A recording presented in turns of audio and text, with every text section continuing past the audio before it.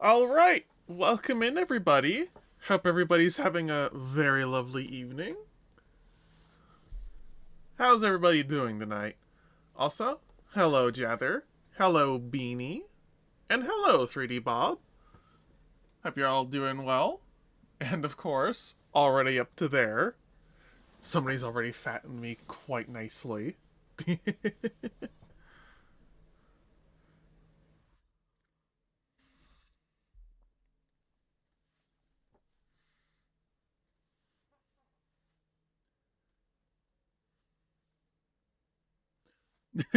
I see that Monia belly emote. I actually really do need to look into getting some good uh emotes for Twitch and all that, especially like kink ones.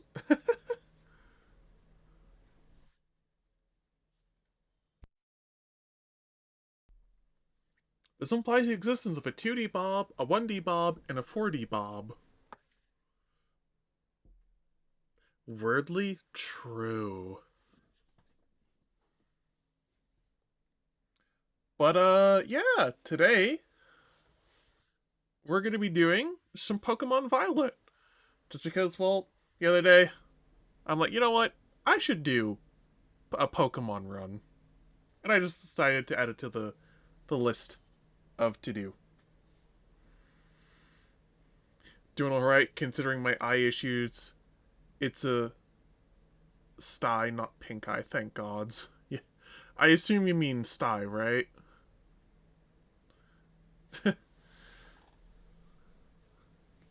Yeah.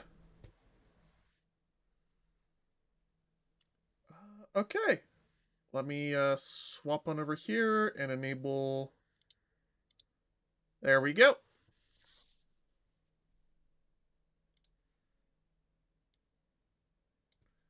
I'll just turn the volume down just a little bit lower on the music. But yeah. Well, let's get into the Pokemon. I do have to use like another playthrough because they still have not made multiple saves a thing.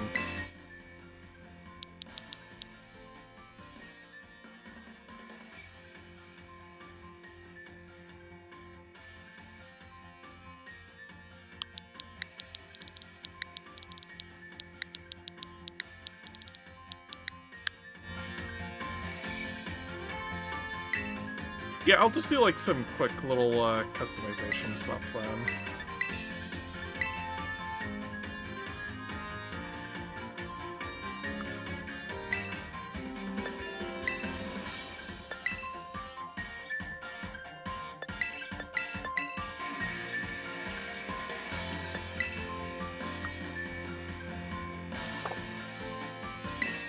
Go with that style on the hair.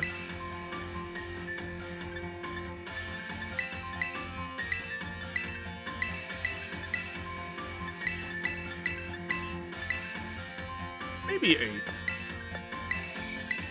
Uh...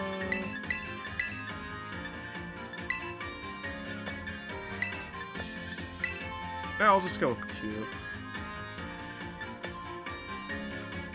You know what? The game music is overpowering the,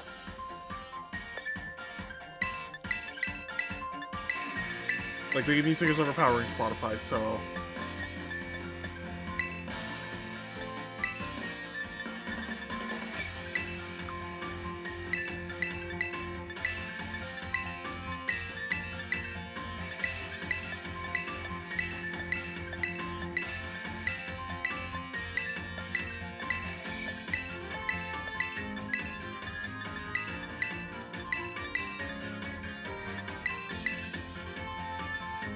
Yeah, I actually kind of like that.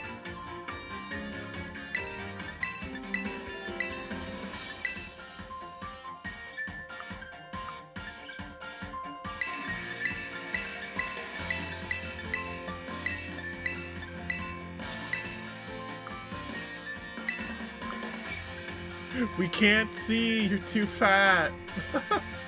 Okay, you know what? I can disable Veto too for at least a little bit.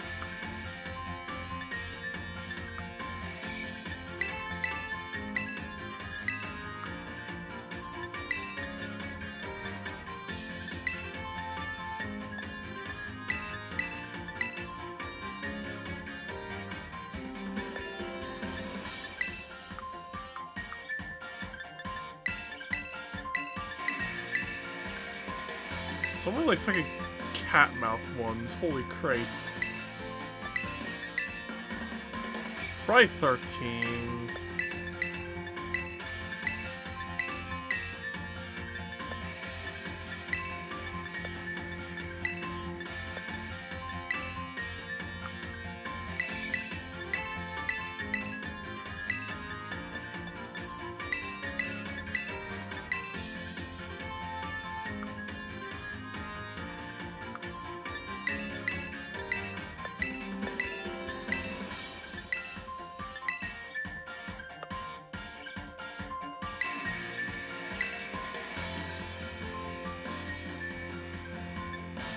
I wonder what this would look like with denim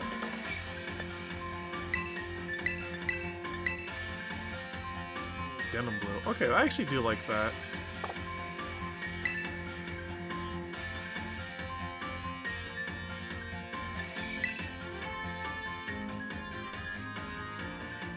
Okay.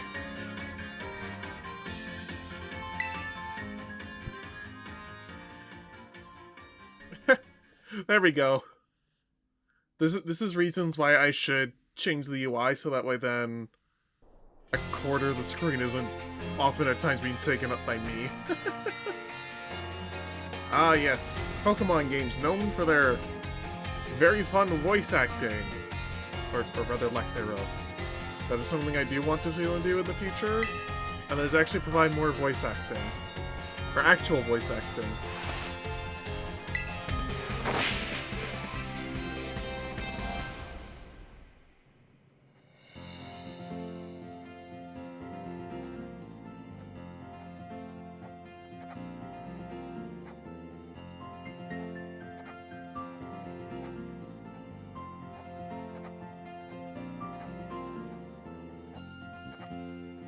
Of course, because, 1 second. Image files are opening up on, my main monitor, and I can't see until I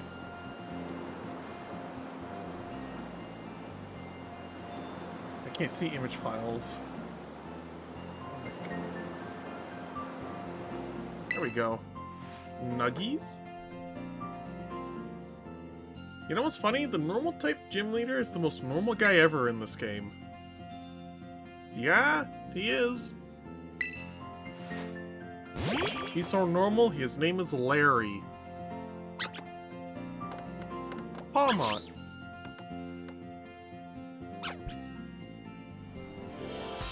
I am also playing this on the Switch 2, so everything is going to look a lot more high res, and I run at like an actual good frame rate, like an actual playable one.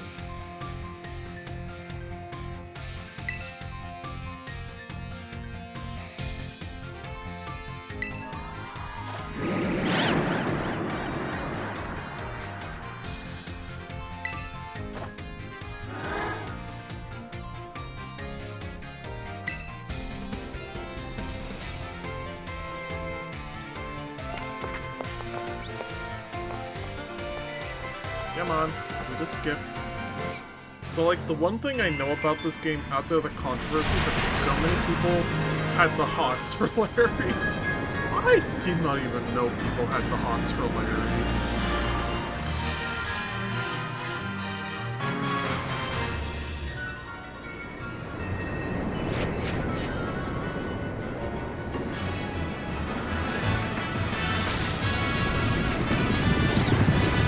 Yeah, this is like a pre-rendered cutscene.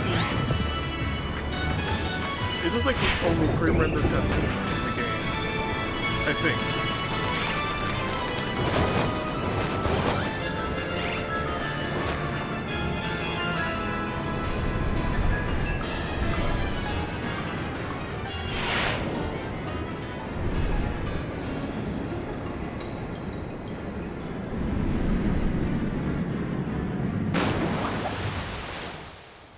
Sploosh. You sploosh in the water.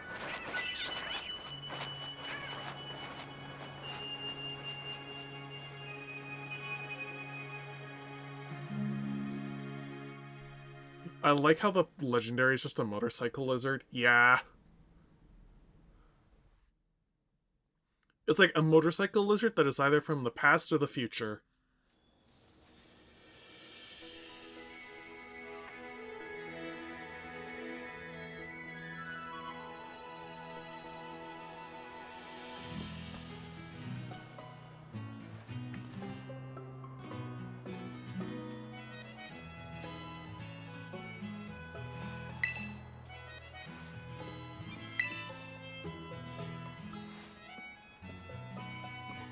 Yep, the part of the Pokemon game where you only get to walk.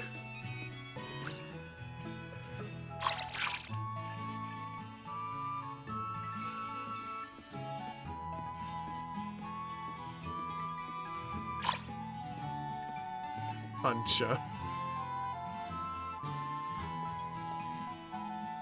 I know of more people who had the hots for, like, the Pokemon than anything. Because of course everybody's gonna have the hots for the Pokemon.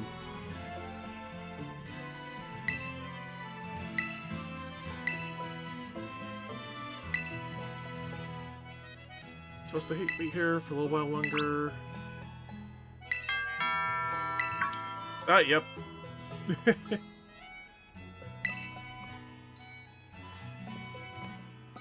Old Pikachu magnet on the fridge. This man just, like, walks in. He rings the doorbell, is polite, and then decides to just walk right in, like it's his own house.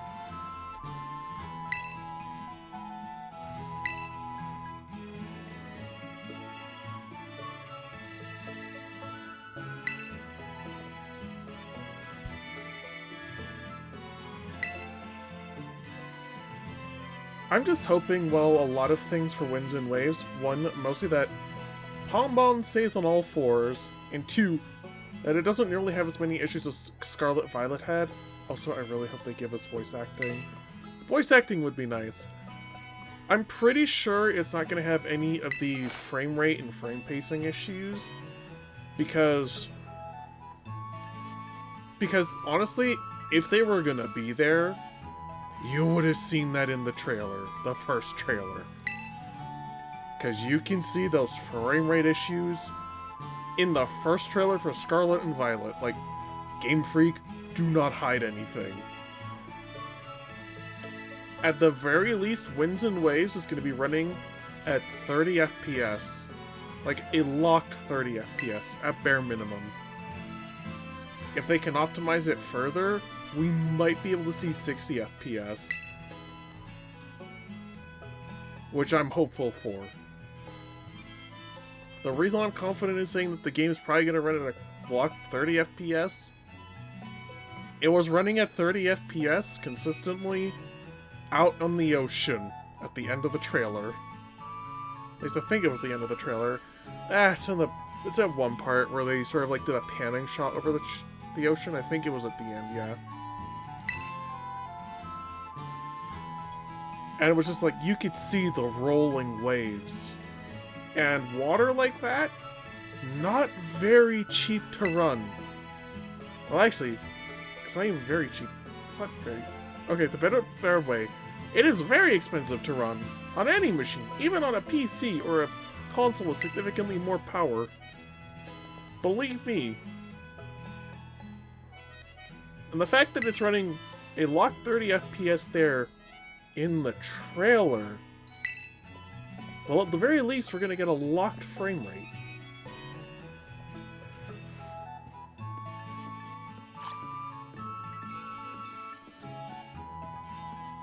You can, like, barely turn the camera here because it's an interior.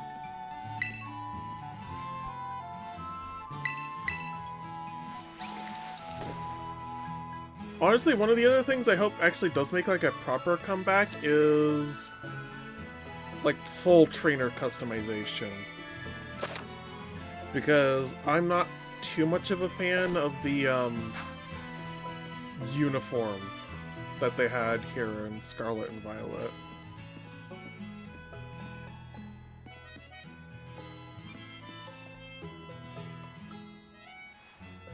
It's one of those things where I understand it's meant to be of a school, but it's not my favorite thing. It was honestly probably my least favorite thing.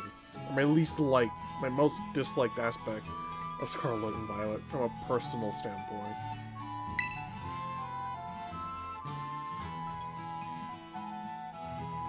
Since, like, a lot of the issues are ironed out here on Switch 2.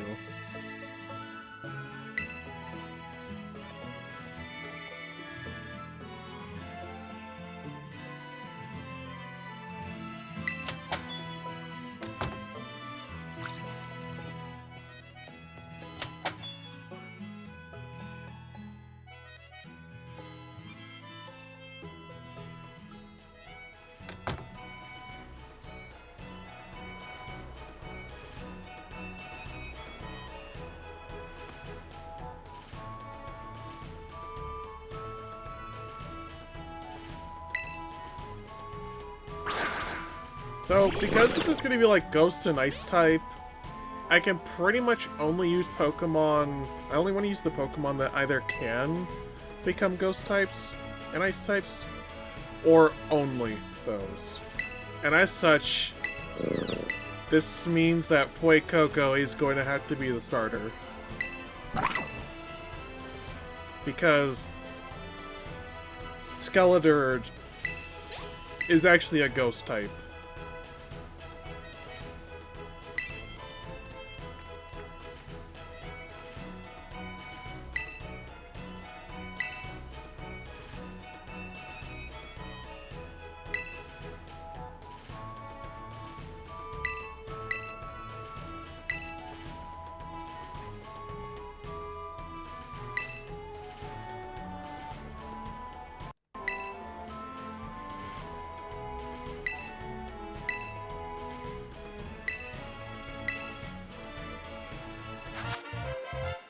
The Rotom phone.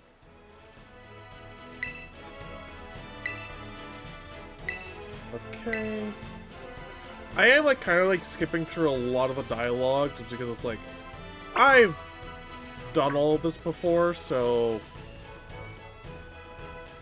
like 3 or 4 times before. Let me see. So I did it once in Violet, a second time on Violet with an Ice type Wano Ice type challenge. I did it on Scarlet, so this is like my 4th time doing it.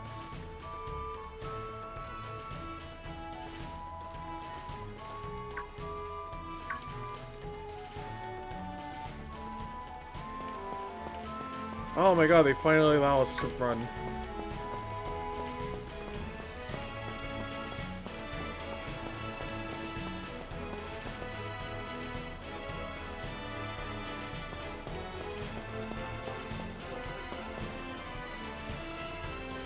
My god, these little guys are just slow.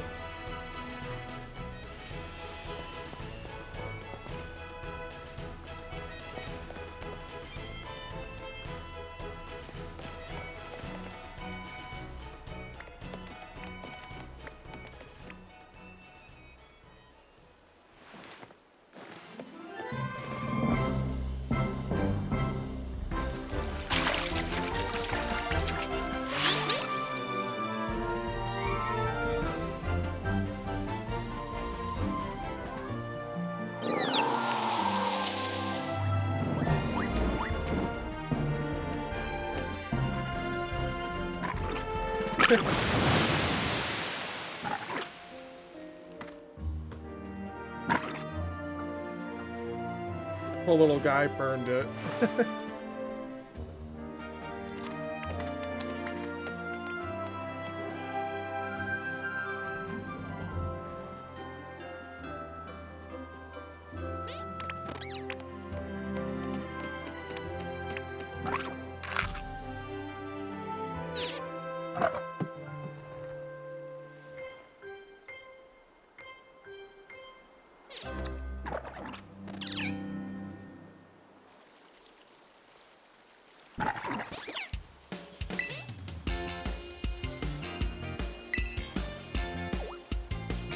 Come on.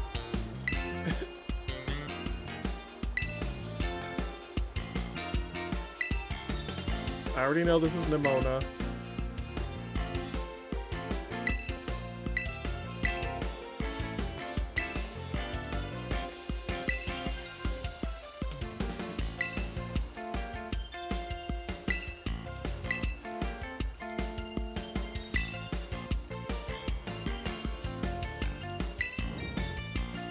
Alright. I think now is the time you can actually choose.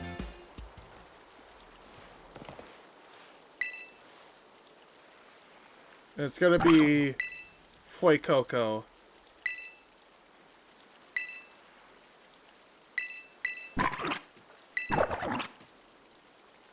I do plan on actually swapping out Fuecoco later on for a Chandelure. If only just because Chandelure has a lot of better stats. And it's the same typing.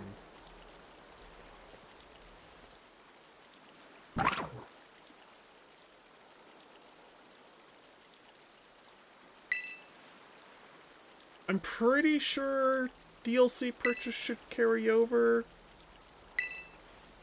Like, I should be able to... go to Kitakami to get a Chandelure.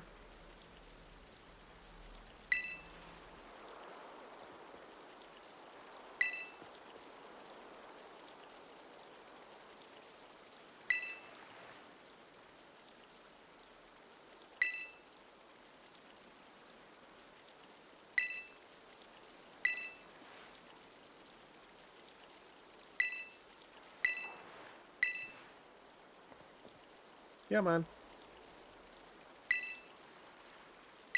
Lots of dialogue at this, like, early portion of the game because it's like, it is the tutorial.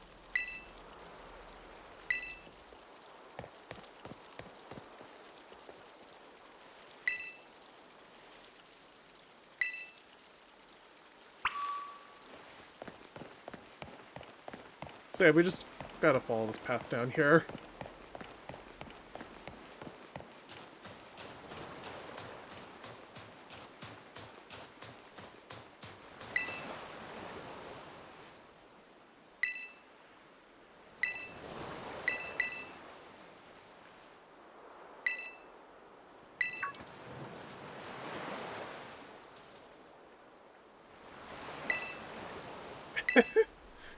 She got, like, so excited that she was going to be like, yeah, I'm going to go with the full thing right off the bat. And then the director has to be like, hey, slow down there. You forget, this person's new. Even though it's like, I personally am not new. Like me, the woman behind the screen. I'm not new to Pokemon. But technically, the trainer is.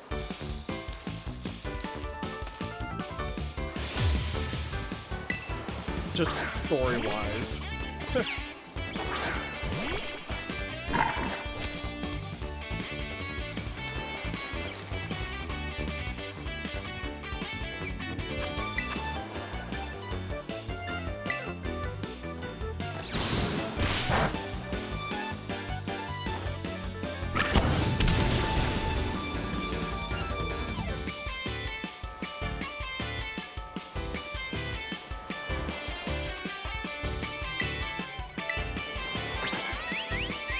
Yeah, it's like there's no point in even using Tail Whip just because of, well, it's literally just a defensive debuff. And Ember is a special attacking move, so the only move it's gonna buff is Tackle.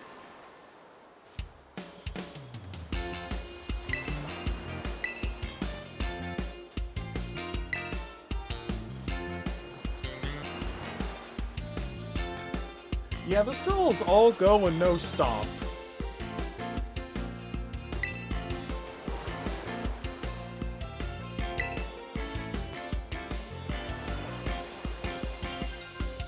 Yeah, she's basically like all gas and no brake.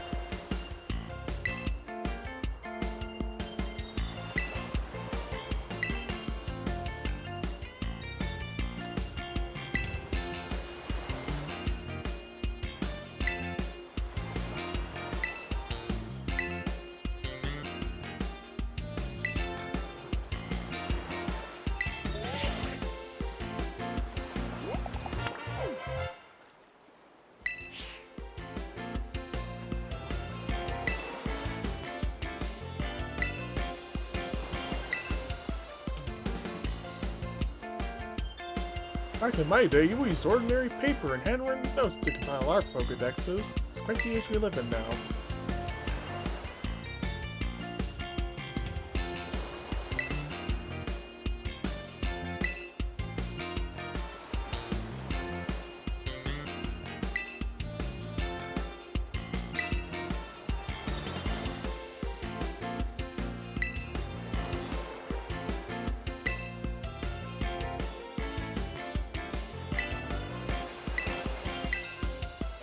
Like, just trying to speed my way through the dialogue. It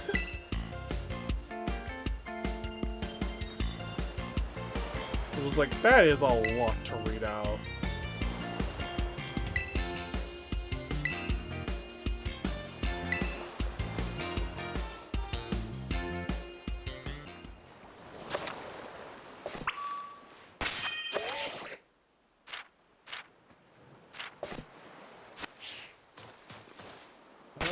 Oh, right.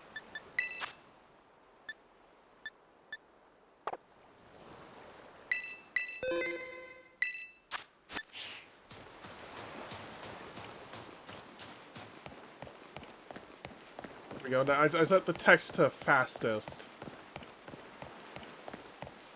So hopefully that'll get through dialogue a lot faster.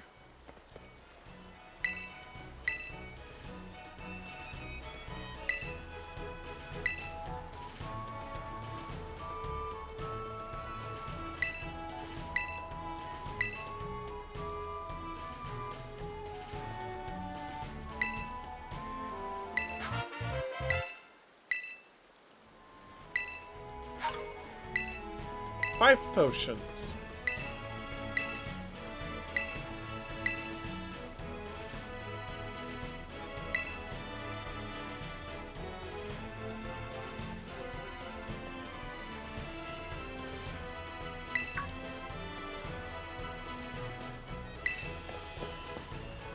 Alright, well, off to go learn how to catch.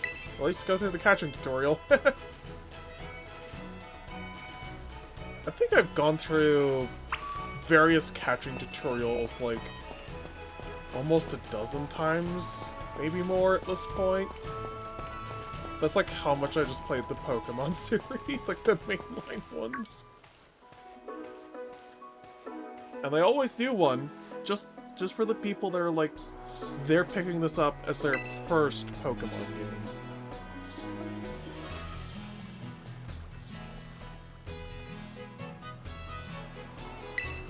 Oh, hey, Maddie! Hi, babe! You came in, like, right at the, catching tutorial.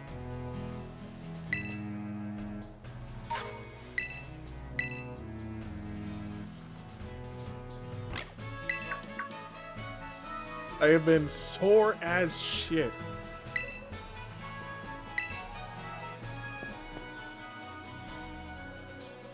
Honestly, if I was there with you, I would make sure you weren't as sore. Pretty much just started Pokemon Violet and doing the catching tutorial.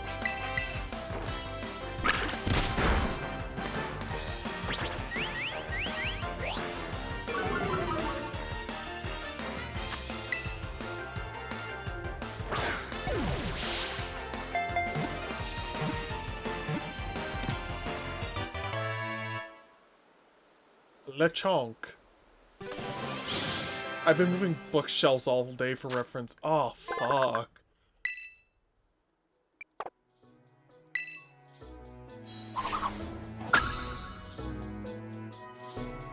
Is the Pokemon everyone when that's over? I remember a TF2 spy meme about Lechonk.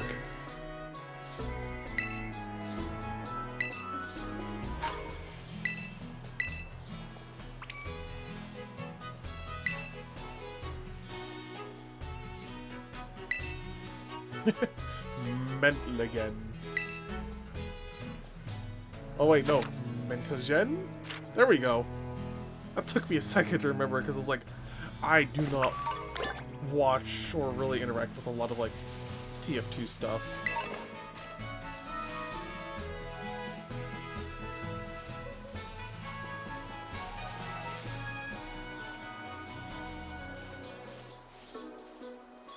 You know, I always do like the fact that out of the various improvements they made for the Switch 2 version, you don't see the blasted dithering on the grass anymore.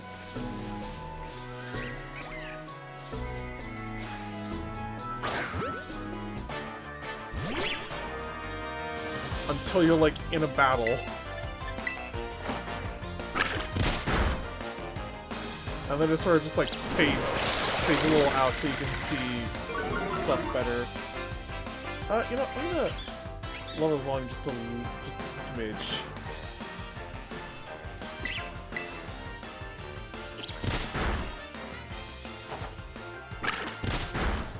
I feel like you'd join TF2 if you're up for a more chaotic game.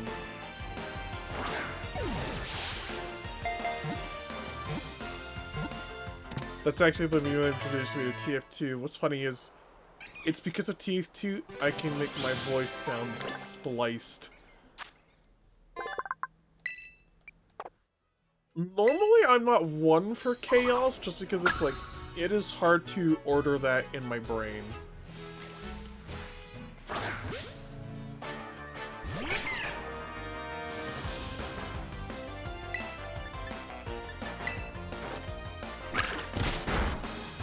Honestly, at this point, I'm sort of just like going through all of this just to fill out the decks as much as I can.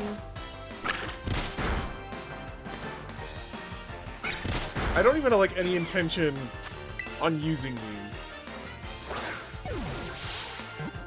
But it's like filling out the decks can also give some rewards that could potentially be a little helpful later on, so having that could actually be... So that alone could also be, like, nice.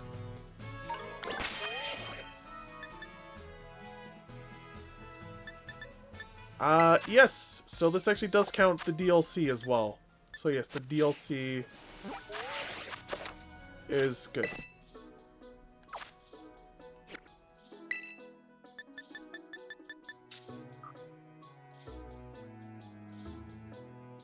Six more volumes.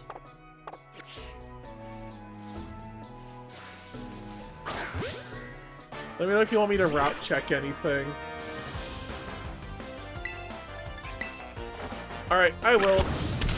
I know most of my memories should be functioning for where you get certain things.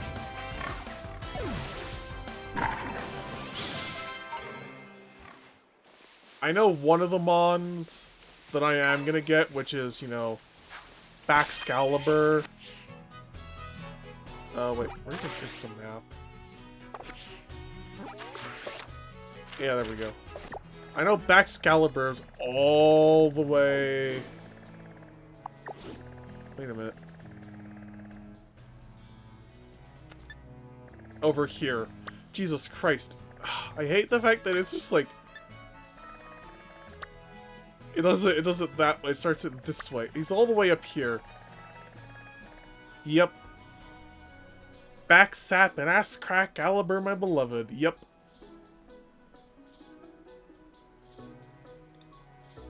Okay. There we go. Fix that.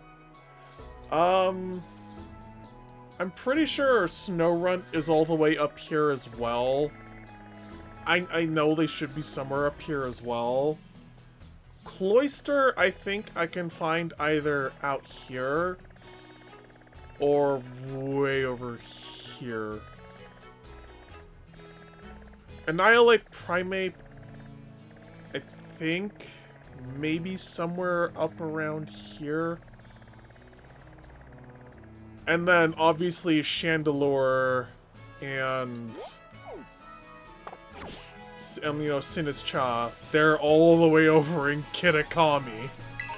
Like, holy fuck, there's like 2 mods I'm gonna have to go to Kitakami for.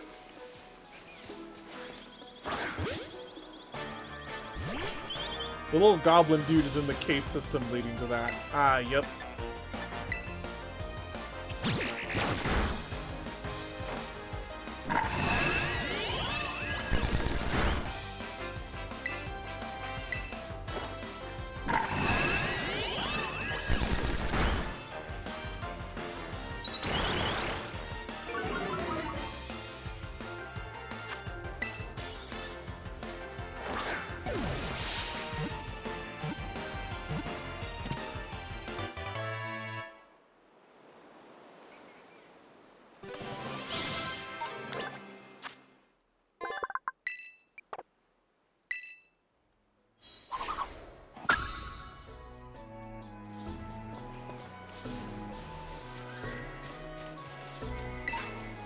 go. Yeah, I did add you to the decks. I haven't added this one though.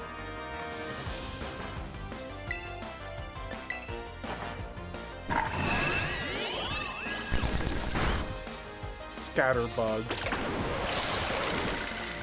Also, over 30 minutes, so there you go.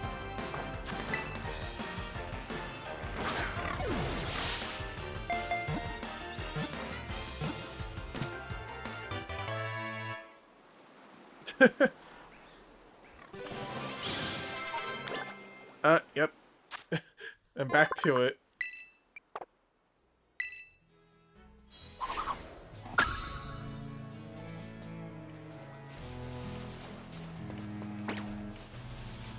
Want to say something about Vivian?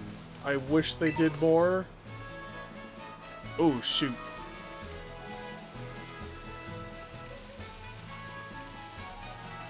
It's like, I do want to hear it. Paralyze heal.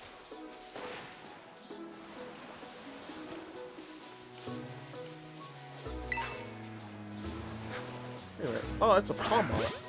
No, wait, it's a palm me.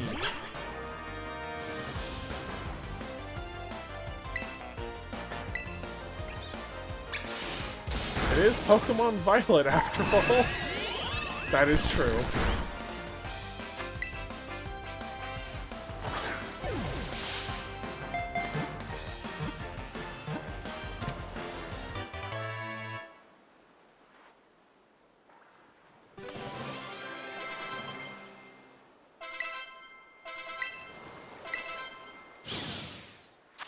So in the TCG, for its very first printing, Vivian actually had its different patterns in the relevant regions, based on the language it was printed on.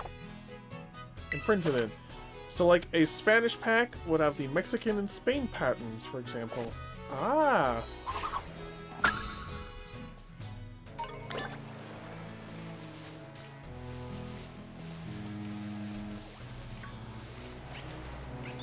They have never done this again. You know what? That checks out. That checks out for Pokemon. Come on. Oh my god, I'm so used to just automatically picking those up from, like, Legend ZA that I forget you have to click A to pick them up.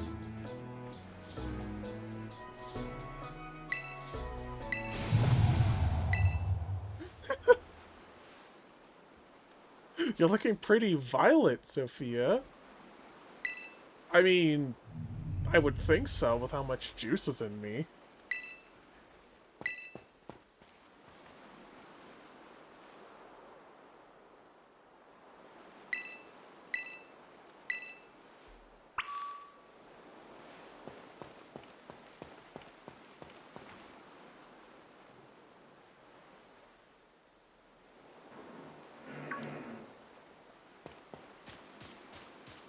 Yeah, like, go right to the cliff edge to find what the hell is making that noise.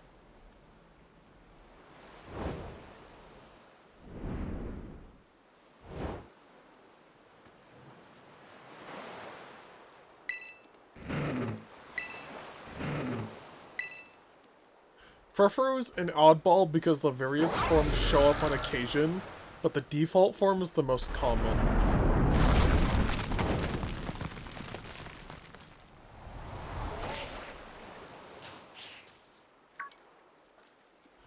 You know what? They actually reused that same animation in Legend ZA.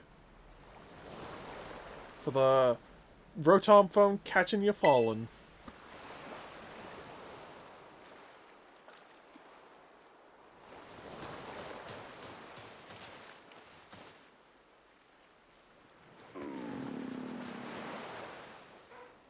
Which kind of makes sense given it loses its groom when it enters battle.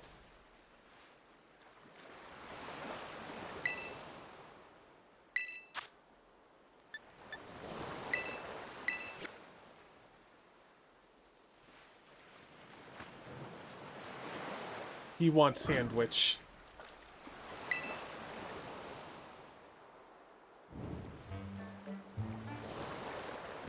He's just like heavy. Sandwich!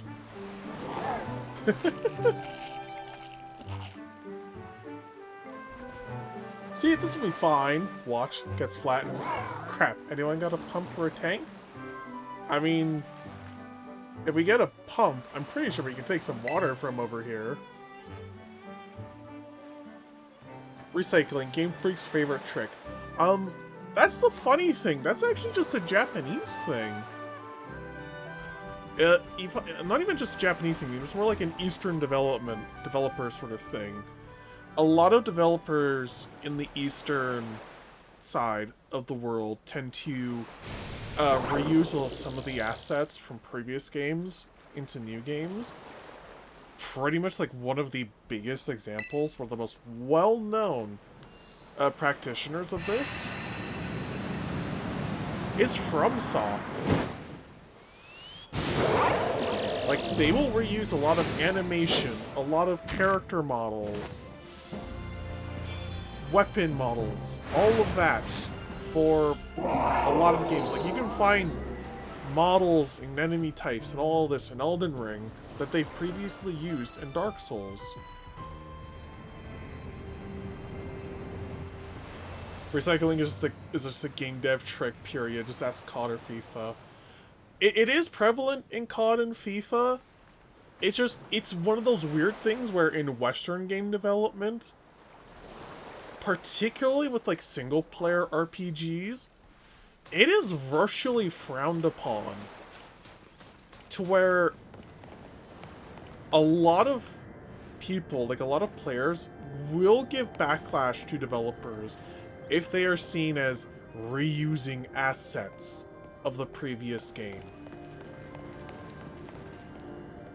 I've seen people do that. I've seen people say that the developers were lazy for reusing assets. And unfortunately, this also means that development time and budget is also allotted a little bit to creating completely brand new assets, even when technically they might not even really need to. Most gamers aren't creative types and don't understand how any craft works. Exactly.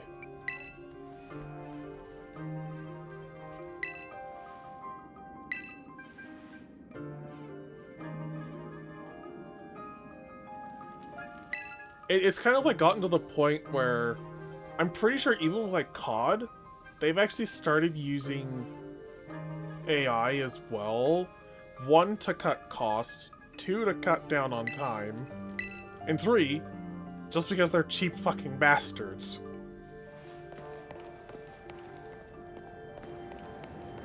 I do think sometimes it's a fair jab to make, say, BDSP. Yes, pretty much it's like, I'm pretty sure with BDSP, all they really did was just like take the coding and maps, and then that was it.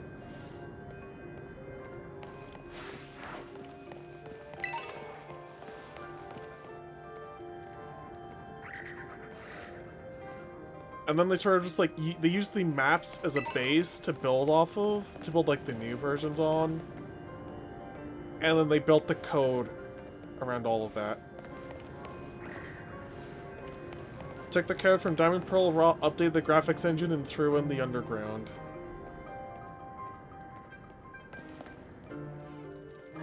Yeah, that sounds about right. And do you want to know what's funny? Bethesda later did that same thing with Oblivion. Like their Oblivion remaster, they took the old Oblivion, like the old engine, and then layered in Unreal Engine 5 as the graphics engine and graphics pipeline.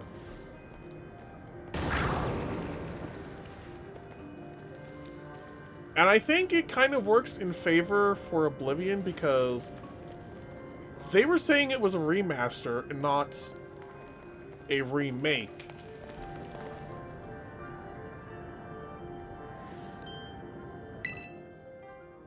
Because when I know something downright hilarious about BDSP, you know those out-of-bounds glitches you can do in Diamond and Pearl, where you can get to the event areas? Take a guess what's back in BDSP wholesale. Those exact glitches.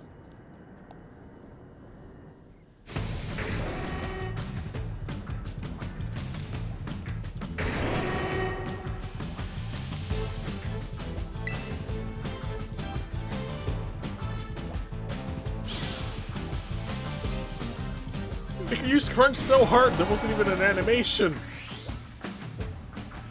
Down to the execution of them.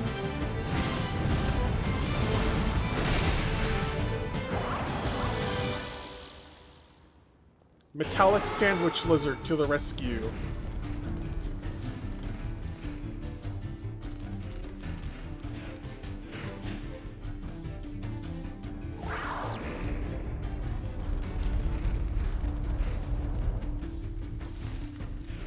My god, there's a lot of Houndour in this cave.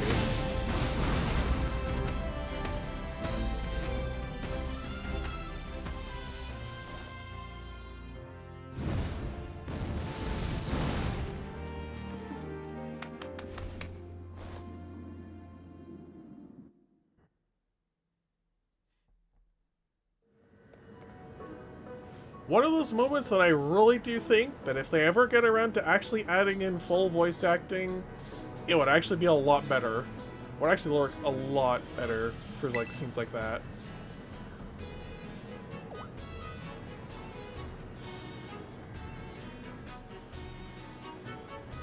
Someone get me down from this cave ceiling. Oh yeah, assets are not cheap to make, just ask Sega. Yep. It tuckered itself out. At least bring in their anime VAs.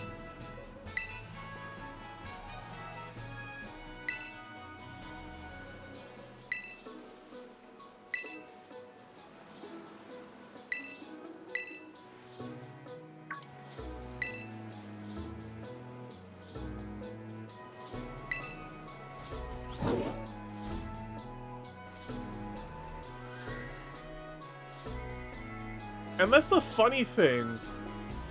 They actually did hire, I think, at least a little bit of a voice actor for Legends EA to do some of, like, the, player sounds when you're doing, like, the, running, not the running, but, like, the grunting and hop stuff. Like, just, like, the general noises for what the player would make when you're sprinting, when you're rolling, and all of that. But beyond that, they have no voice lines in the game at all.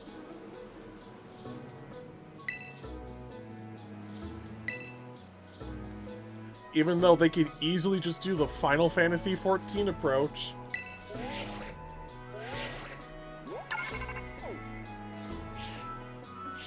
Like, obviously you can't do that for Flora here, but Nimona has a canon VA, yes.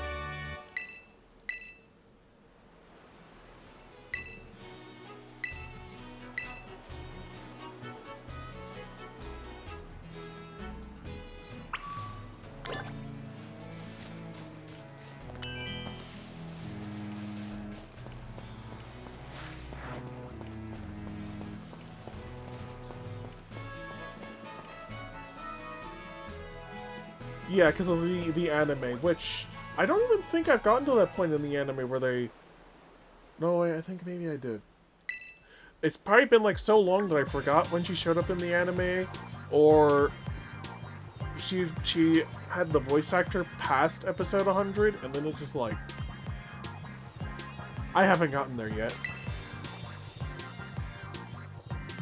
I don't know why I was thinking Flora. The Scarlet Violet protagonists are Florian and Juliana.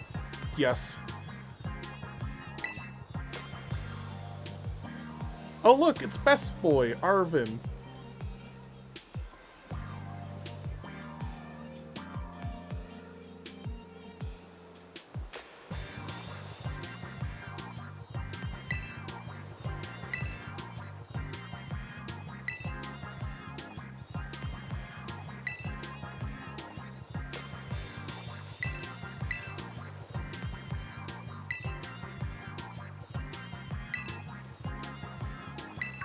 Best character right here. Suck it, Nimona, and I am not sorry, Penny.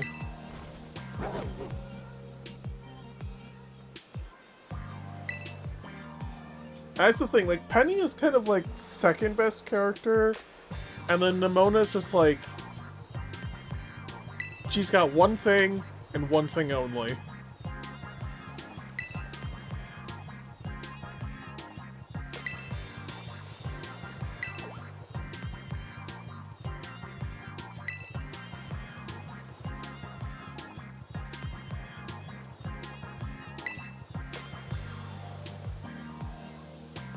Nimona is just Goku, and I already don't care about Goku.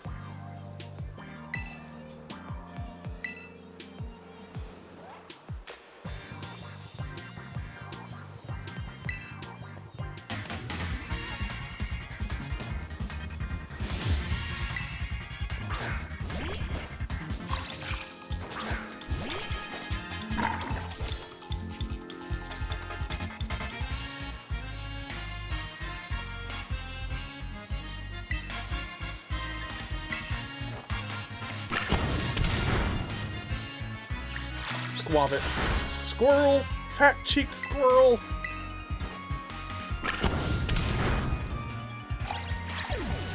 And there goes the fat-cheeked squirrel. Honestly, Penny could have benefited from voice acting. Oh hey, look, it's Gwen! Yeah!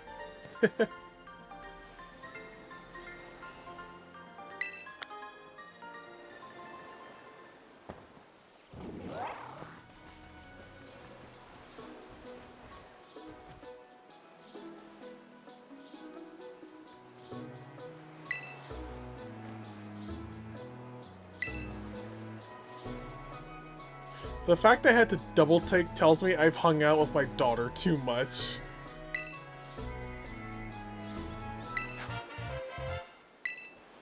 Rhydon's Pokeball.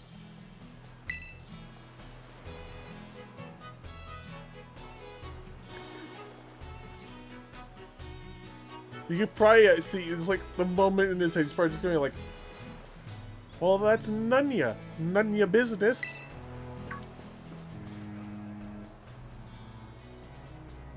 Context.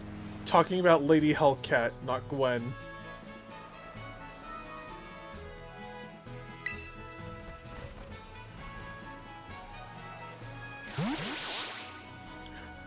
Let me guess. Gwen... what was it? Like, Hellcat. My god, there's two... In fact, there's like two people here named Gwen. Like, Hellcat is like... She's like that. She's like a squirrel. Fat cheek squirrel. Oh, hi, Trixie!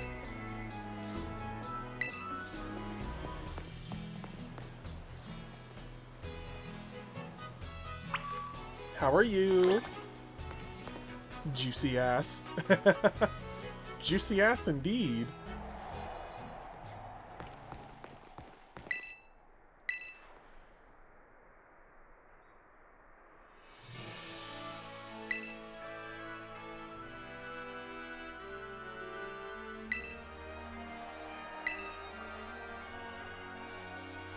I like how one of the other responses there, for like the dialogue officers, was like, but all that schoolwork.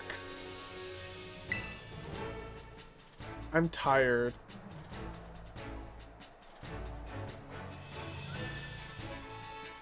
You're tired?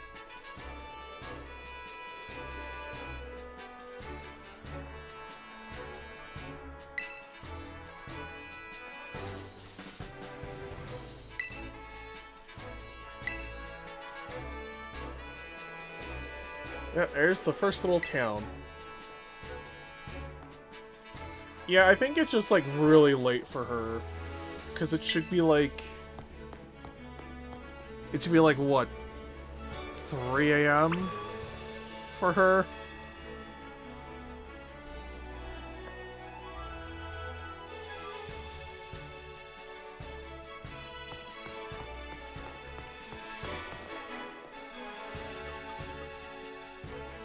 Like, real... You should definitely consider, like, going to bed.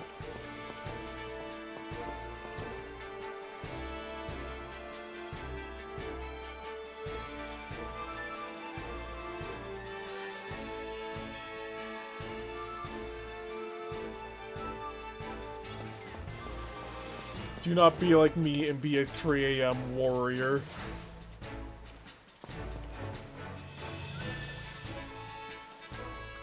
Did I?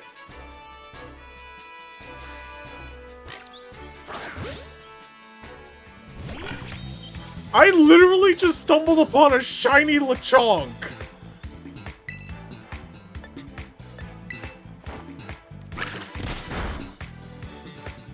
The absolute odds.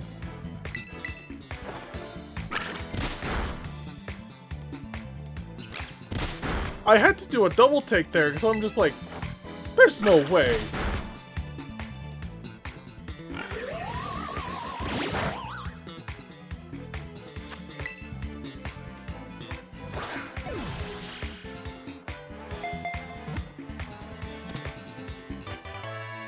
I literally tabbed back in because I thought my eyes were fucking with me.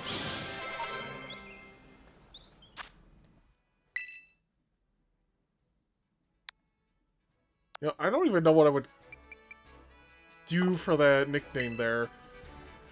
I am going to find a way to transfer that over onto my main profile. And for my, my main home.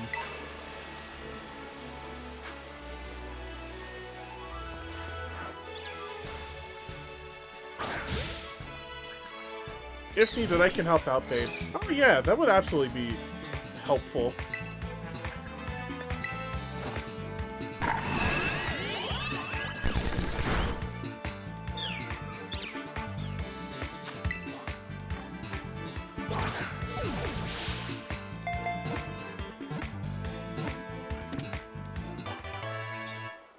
And again, like, most of the stuff I'm just catching for the, to fill out the Pokédex for the bonuses.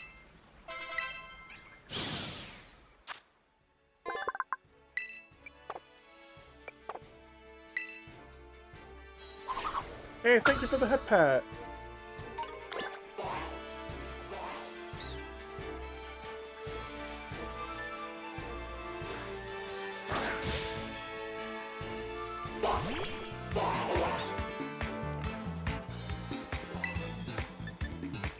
How much damage is that gonna do, out of curiosity?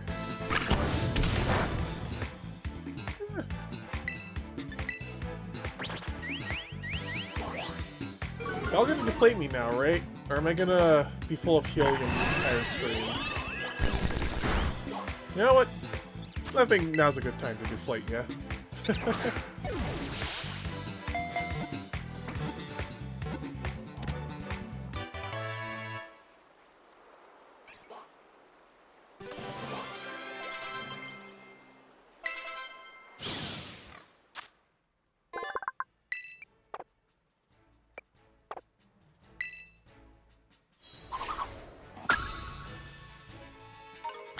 Thank you for the belly rubs.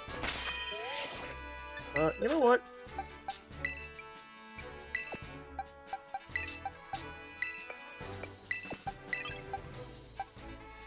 I'll leave that one there.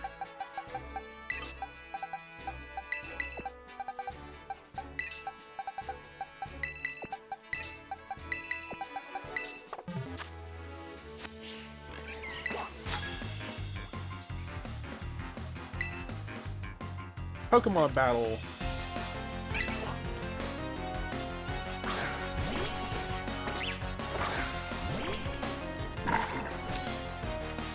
Oh, well, that's very unfortunate for him.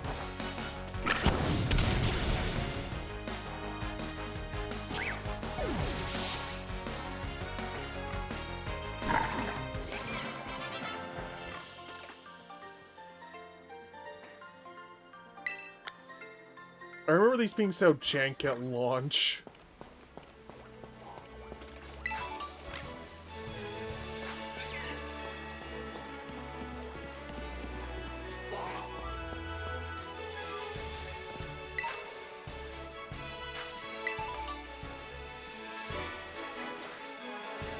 Oh my god, a deerling.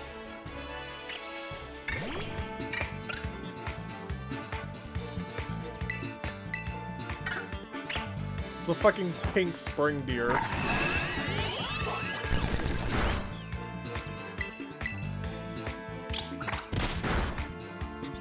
Like falling through the world, Jang. Yeah, some people did fall through the world.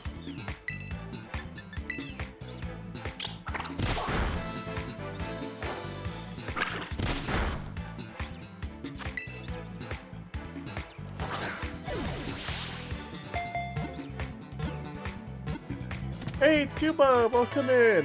Thank you for the belly rubs. I think that happened to me, like, once. Surprisingly, did not ever happen to me.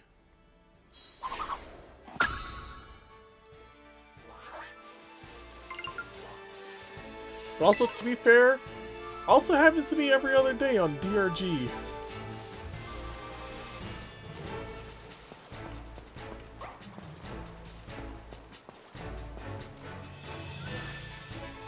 Ah, shoot. Too bad I can't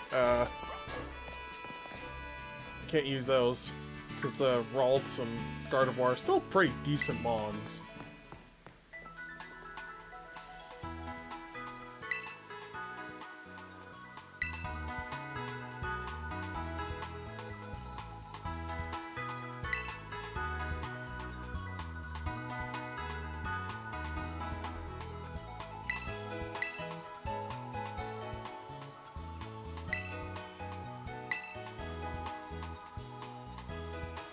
Yeah, this is basically just teaching you what all this stuff is, what it does, yada yada.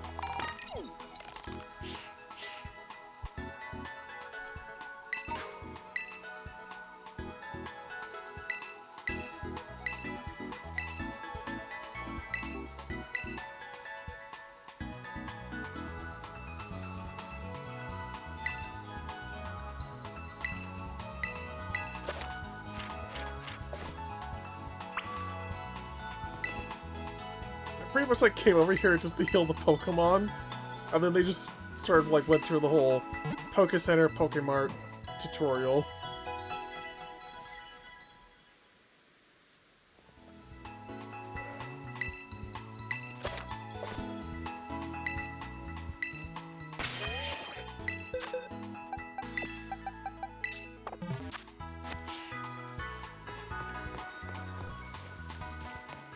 Because there was another trainer over here that I do want to battle for the XP.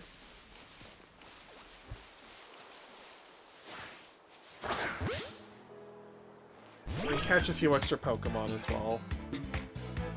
For more XP.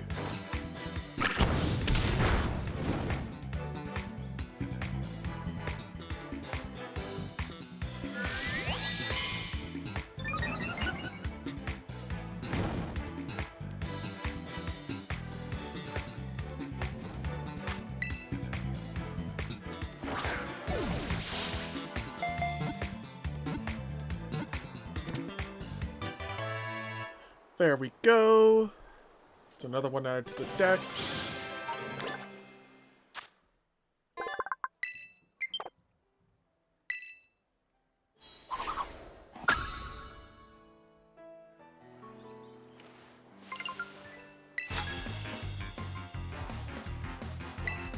If you can beat me, I'll tell you a cool secret.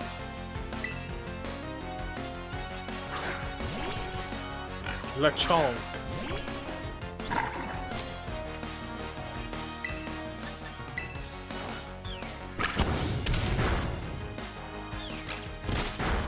The irony, you got the balloon Pokemon.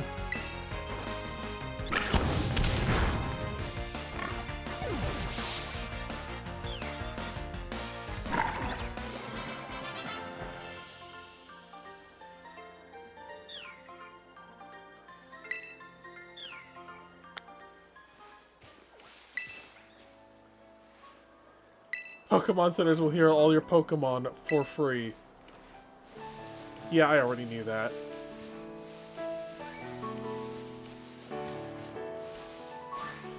Mudkip!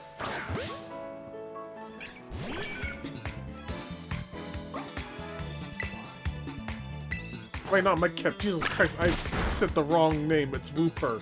Fucking Wooper. Ah!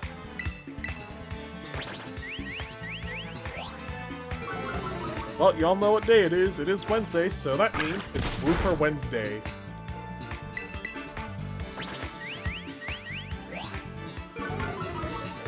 Wooper is such a mood.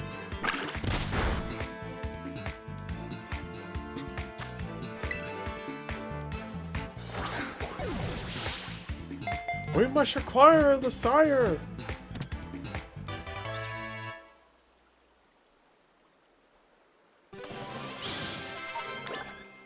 Whooper acquired.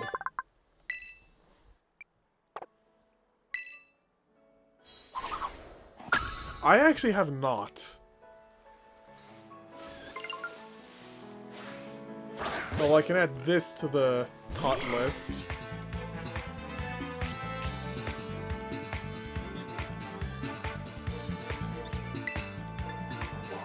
Oh, motherfucker. This would have been really good for any other run. It has Trace.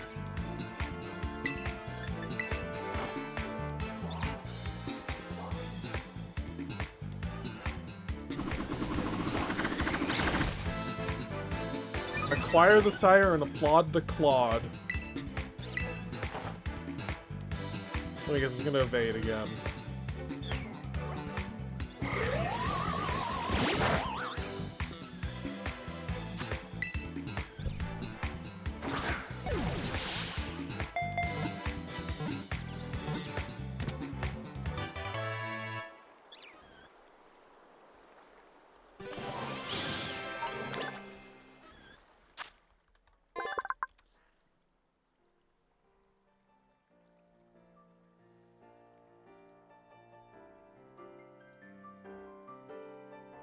Okay, I'm pulling up these memes.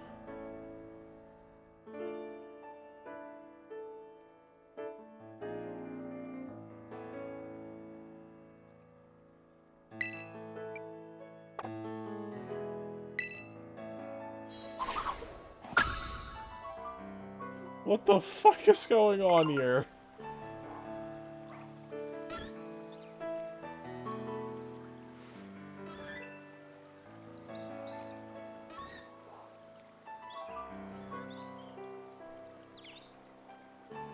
Okay, acquire the sire has been watched. By the way, when you're pinning which Galaxy game is better, 1 or 2? Personally, 2. No, not 2. 1. For me, it's 1.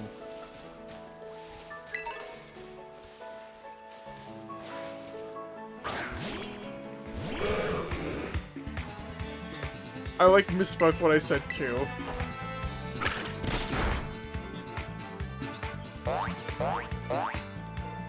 My god.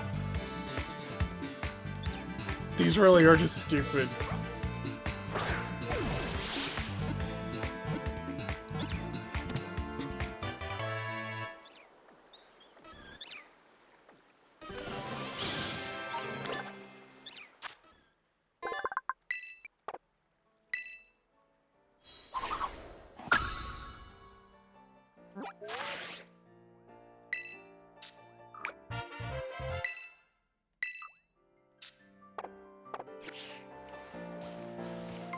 Three bags of Stardust.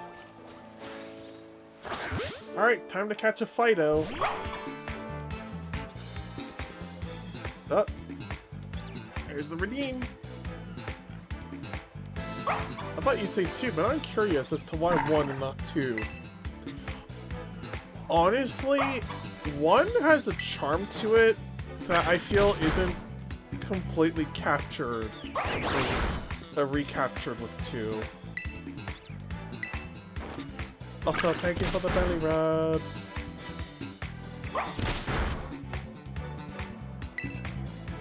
Like, realistically, there's a charm that I like about 1 that's just...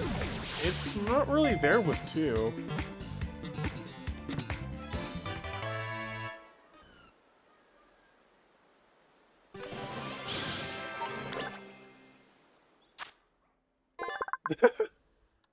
But...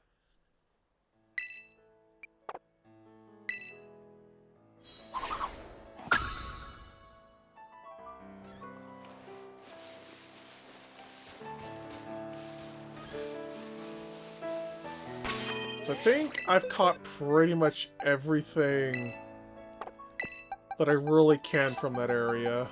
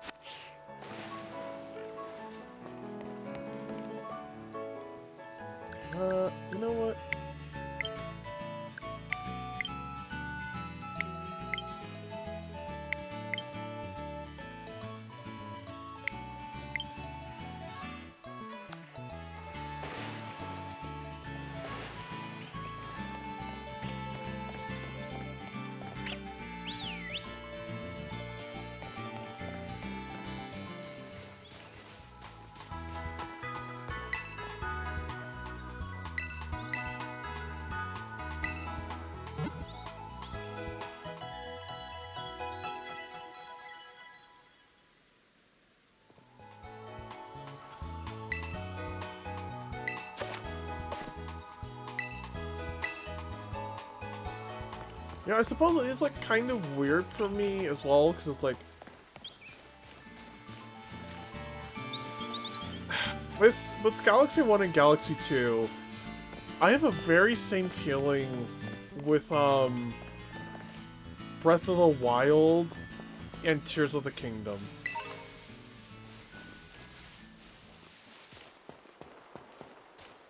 Like, I actually like Breath of the Wild a lot more than Tears of the Kingdom.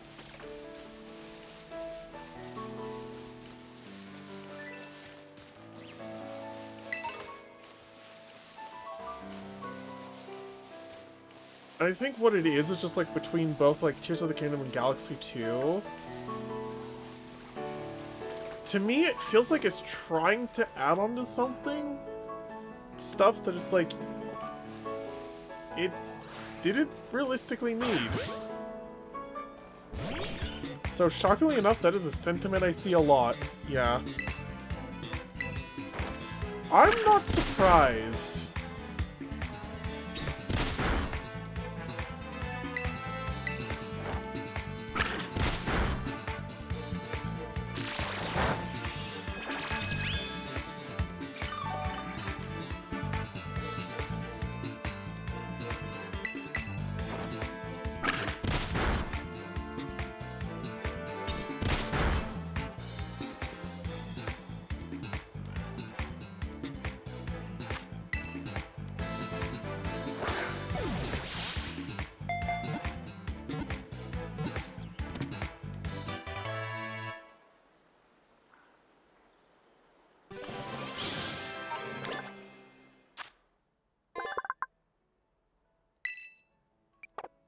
Yeah, it's like, don't get me wrong, it's like, those games, they're all, like, really good.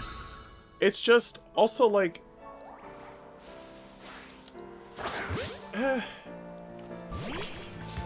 it's very much more so just, like, the things that I like. It's one of those weird things where it's like, it looks like something I really enjoyed, but then it's different. Shrootle, my boy!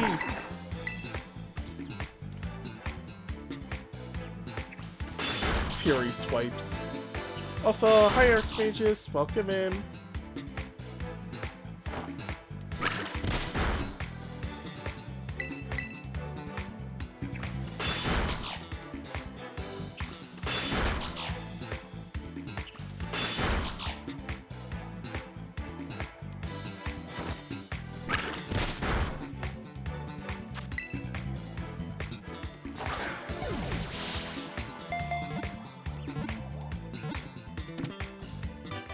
And there we go. Shrootle caught.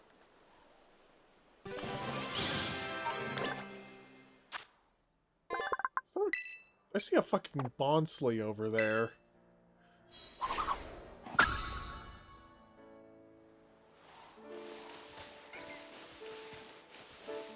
Yeah, it's a Bonsly.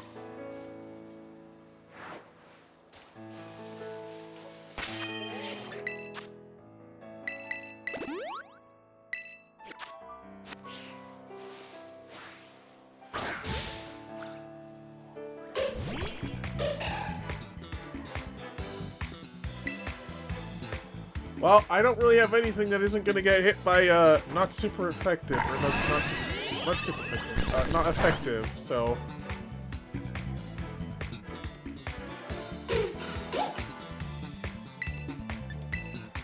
So it's just like, I may as well just like throwing shit at the wall and seeing what sticks.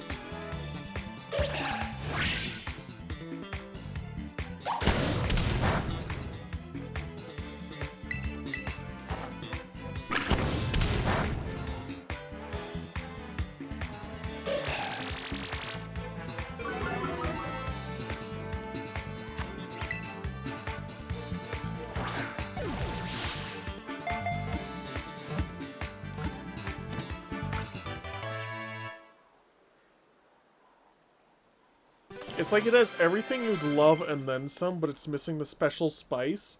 It's like cooking the best fries in the world, but instead of some spice to offset the salt, they just add more salt. Yeah, pretty much. That's actually like not a half bad way of putting it.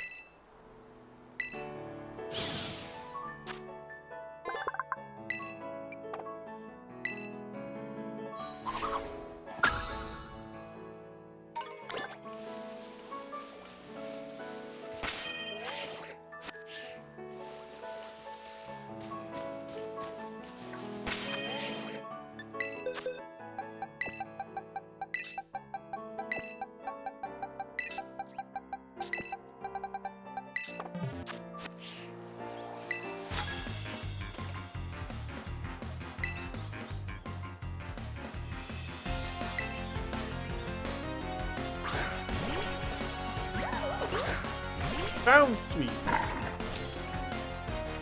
Well, that's gonna be a one-hit KO.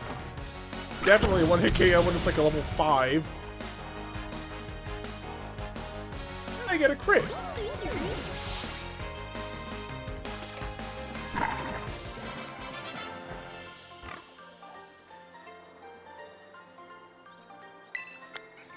I stepped up and got smacked down. Yeah, you kinda did.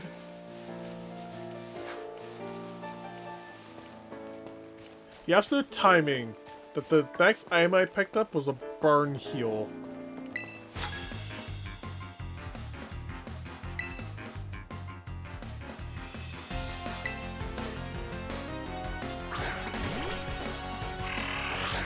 Oh, Choodle. Literally the other water turtle.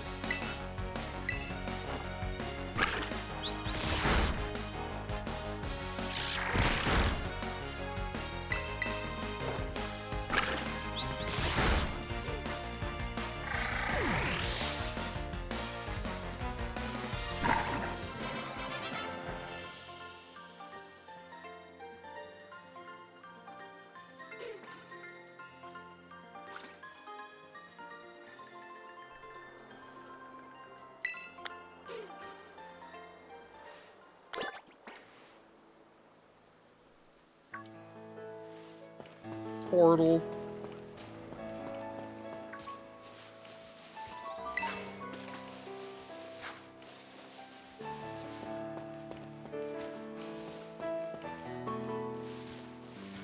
You know, I'm trying to remember, what is the level of the Pokemon that Nemona is going to be using up here?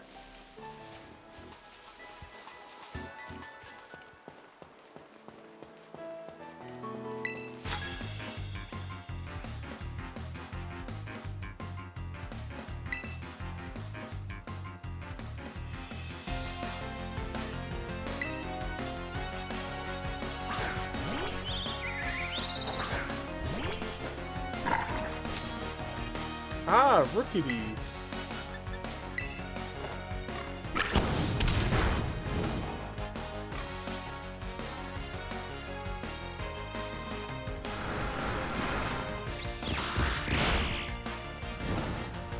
Like, it's all good, but not as good as it can be. And while I love the Yoshi power-ups, the Blimp Fruit, the Pepper, the Lantern Fruit, and I love Yoshi, but I don't think Galaxy needs them. If I remember correctly, Galaxy 2 was supposed to be DLC for Galaxy 1, but eventually became its own game. Yeah.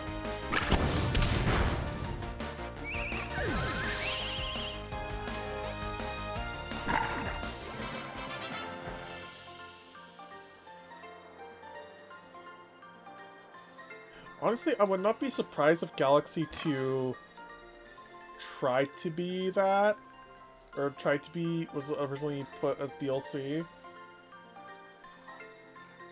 then became its own thing. I actually haven't looked too much into the development of it.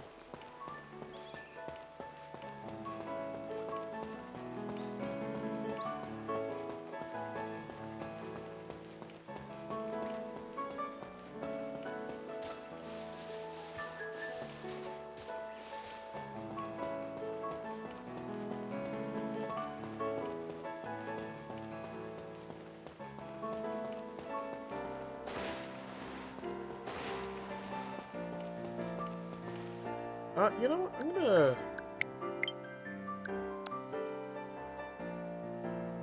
Because I actually do have the, Switch 2 Pro Controller, or the Pro Controller 2, so I could just use the additional buttons to, like, map things too. The janitor. Gulpin.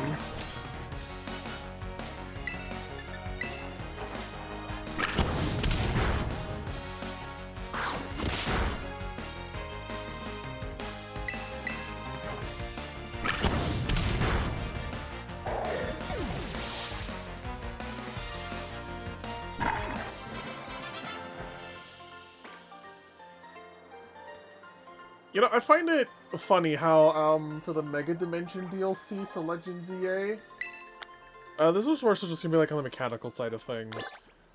They actually have like a gulpin that you can feed any excess donuts that you want to get rid of too. Wait a minute, let's get my Ghoul here.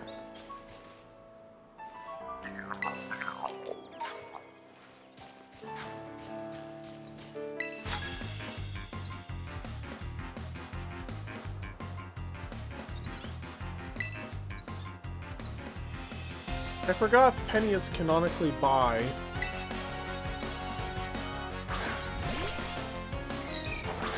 Wait, is she?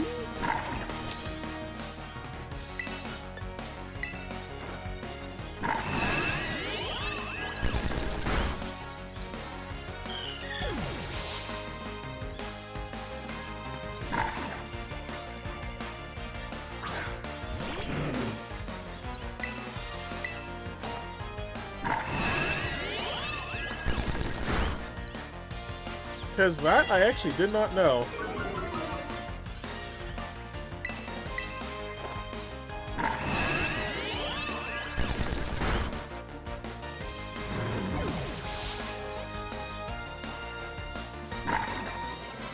So in canon, she is shown having a thing for the player's mom. I think she also mentions having a crush on one of the guys in Team Star. Oh, you know, I forgot about that.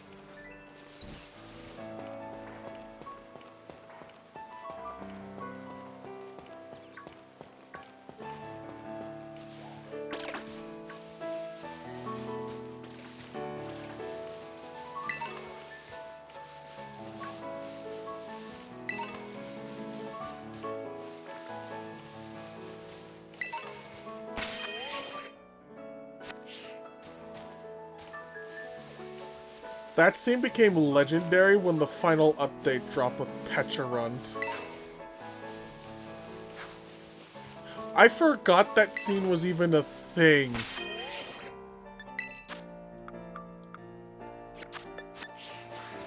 Oh, a Happini.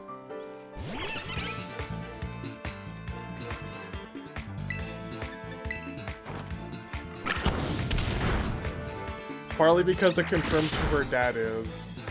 Wait, did it?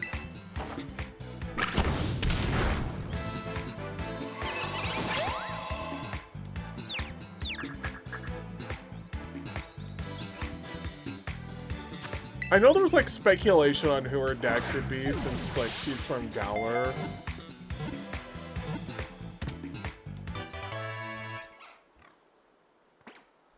We know from the Pecharunt episode her dad is Peony.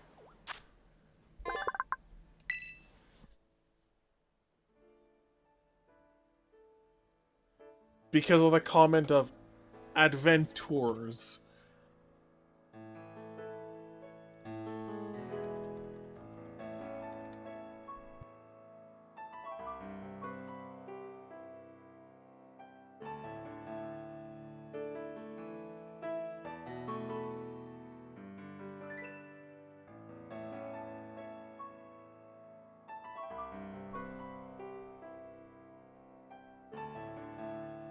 You know, I saw a lot of people way back at the beginning of Scarlet and Violet being like, sorry,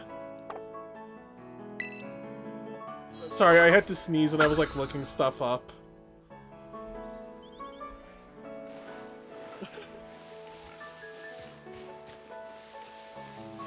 I saw people going, like, speculating that it could be Peony, and then the fact that the game just goes and he's like, yeah, we're gonna hint at it a bit more directly, is insane.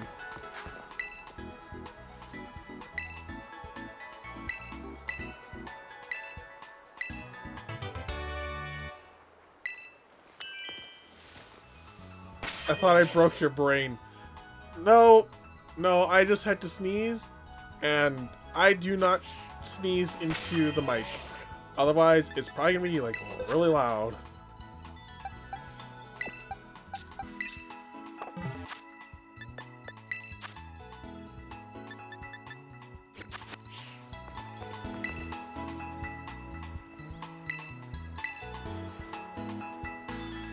Yeah. Okay, you know what?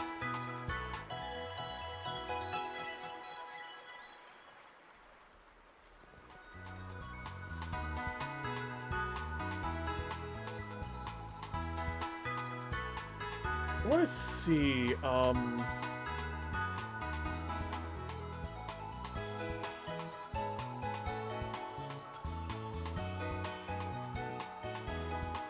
part 2.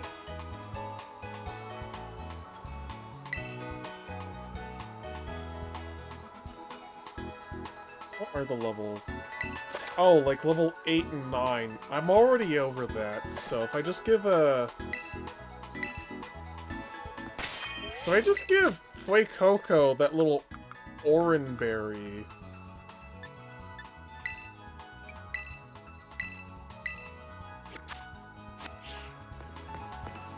Then for the battle here, I might actually be able to just get away with it. Because I sneeze loud as fucking pollen season. Oh, I just sneeze loud as fucking general. Not even just pollen season.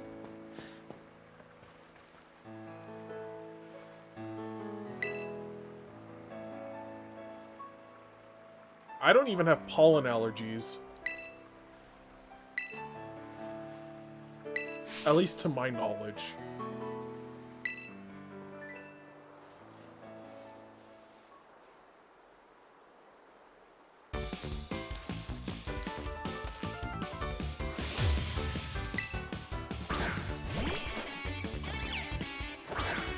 Ah, Sprigatito. So I'm coming at you with 2 Pokemon this time. Yeah. Flinched and couldn't move.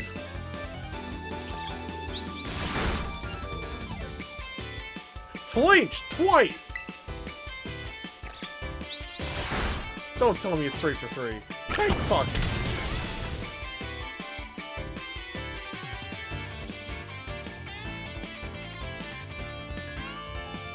So the annoying thing is that apparently your allergies can be shuffled every 7 years. What the fuck is this Champions? Is this Champions? Might as well be, apparently.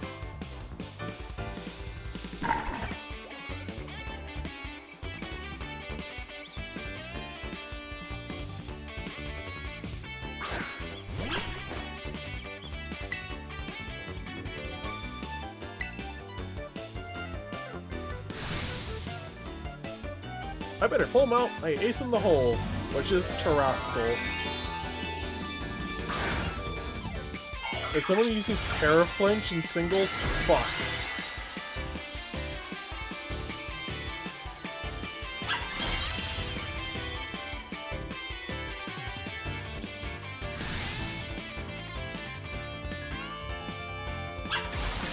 Thundershock.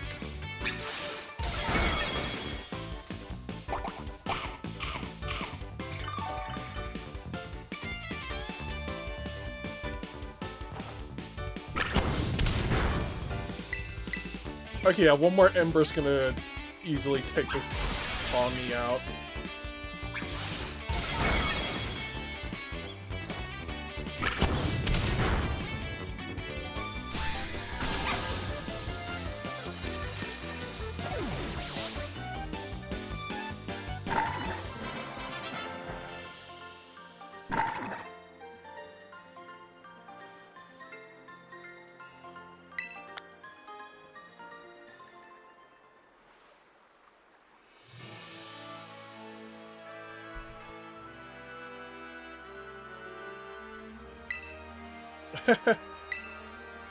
Yeah, that's not too hard.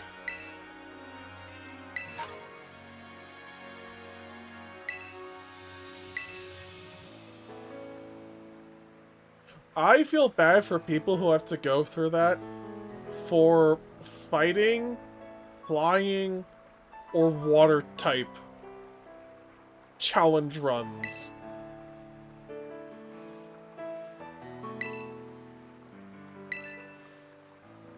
Because at that point, you're basically stuck with mostly just, like, either Fletchender or Quaxley.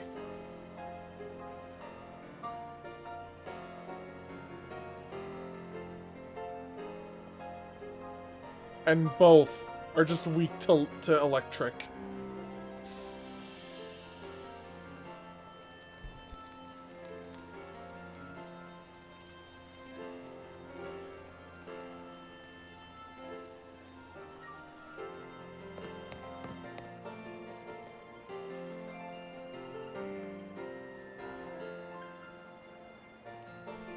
Me personally, either a ghost or an ice type, or even just like a combination, like a ghost ice.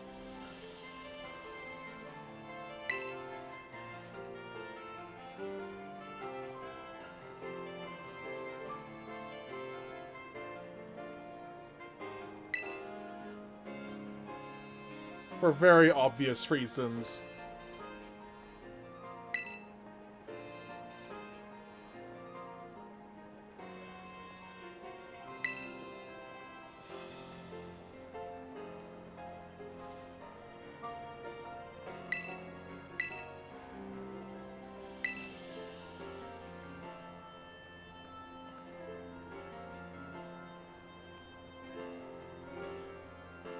Or maybe you just want a practical that won't get in your eyes when you're battling.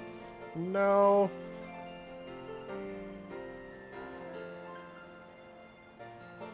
Speaking of battling, oh, she's like, yeah. I was gonna be like, she's gonna want another one. Then it's like, nope, she wants you to terrestrialize.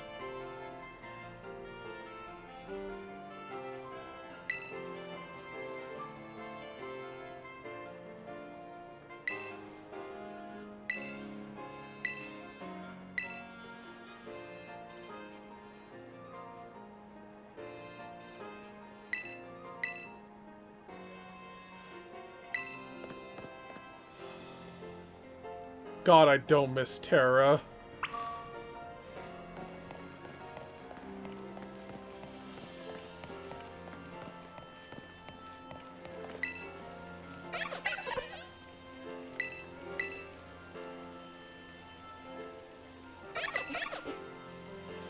I sense your suspicion of me.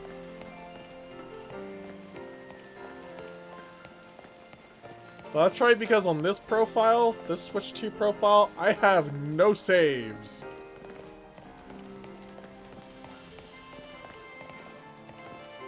So juicy. Oh my god, that wording.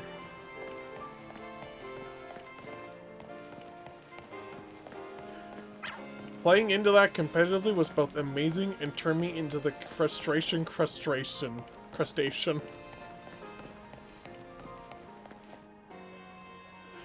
Right, that's Salon, that's backpacks. What was the one I could grab glasses from, if any? Hats. Here we go.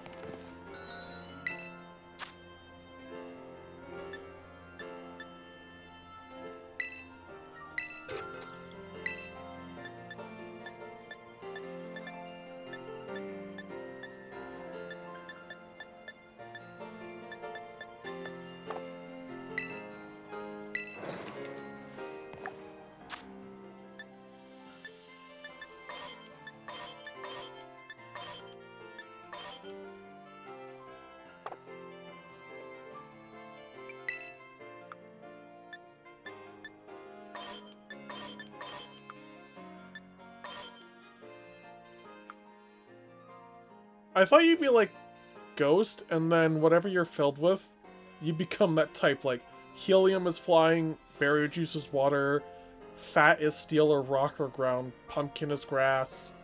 Not sure what the other things would be. Ah.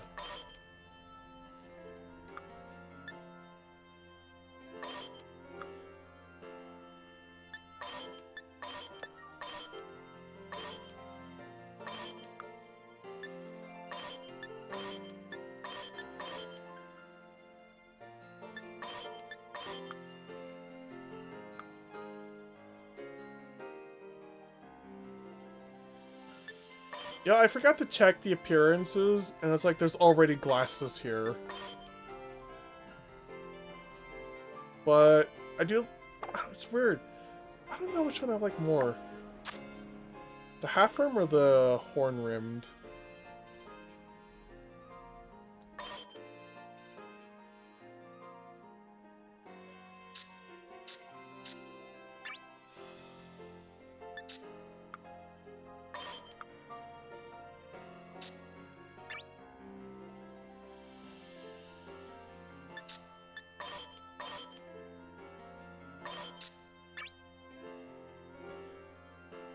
You know what? No, the square ones.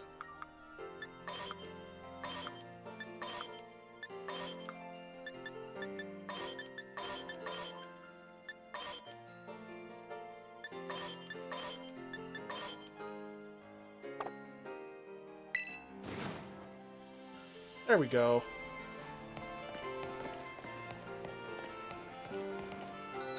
Socks. Tights and socks.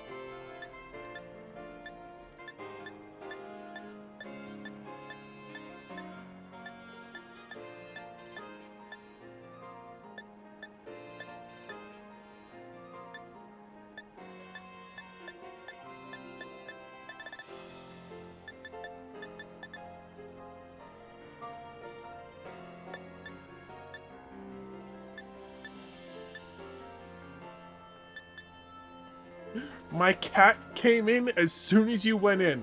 Socks heard his name, I guess. Socks a psychic.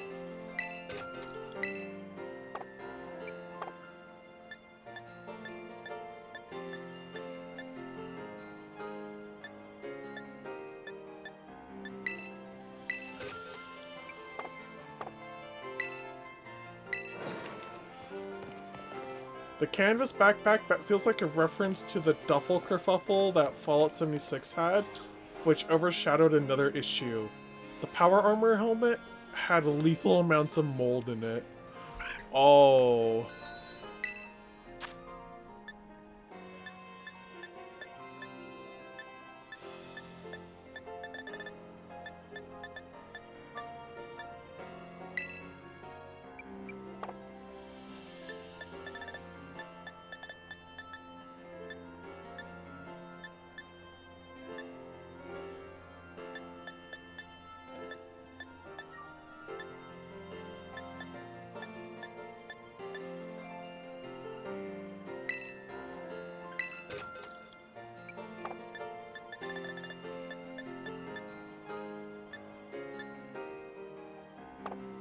Yeah, I'll just keep with the black ones. Oh. Oh, what? Look at my cat. Yeah, no, wait, I already did that one. What are you going O for?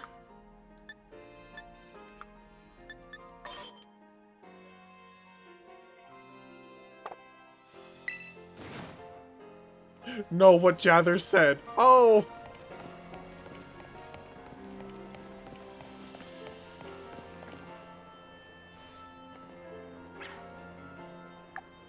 You know what? The high socks? No.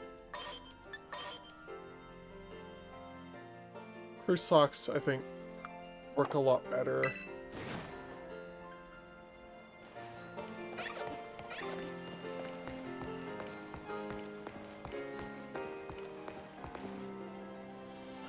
I don't follow Fallout. I kind of follow Fallout, and I did not hear about the moldy helmet.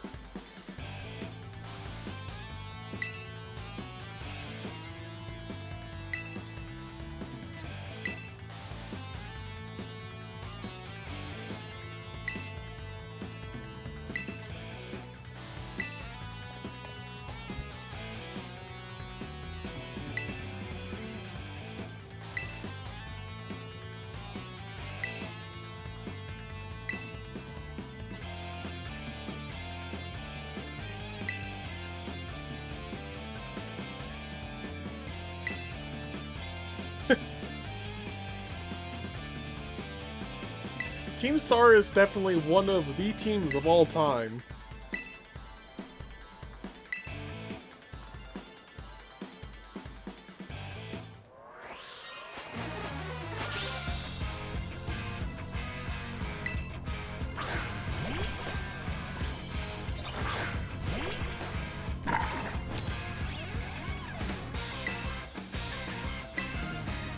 Strudel.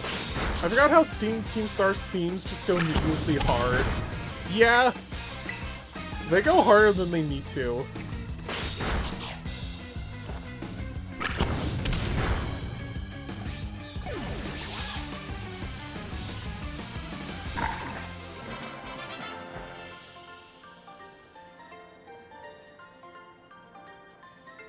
How come I'm the one seeing stars?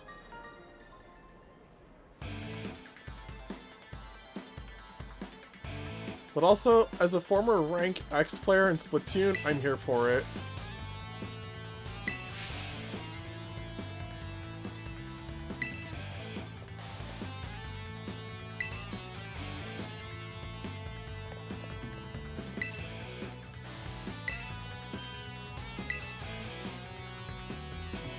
You don't have to go fight randos to battle.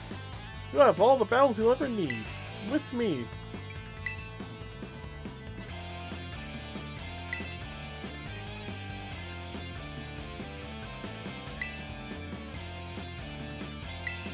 I bet you were pressuring people to sign up again. Well, you weren't not doing that. So,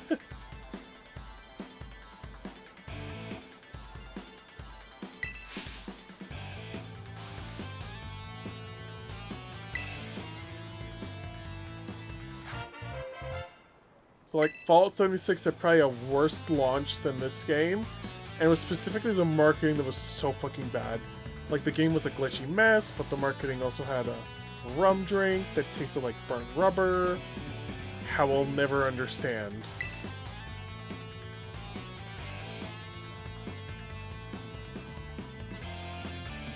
Also, let's not forget, 16 times the detail.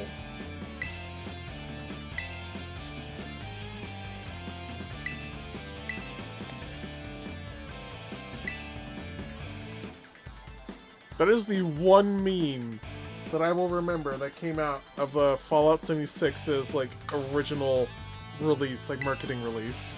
Like, from the original reveal.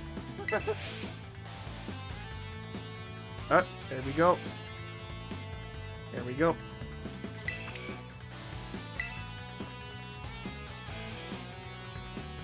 Yeah, I should really just put a timer on that. Because it's like...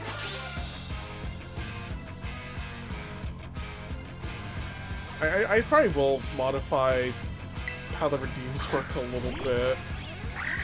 Just to give each one its own time in the limelight.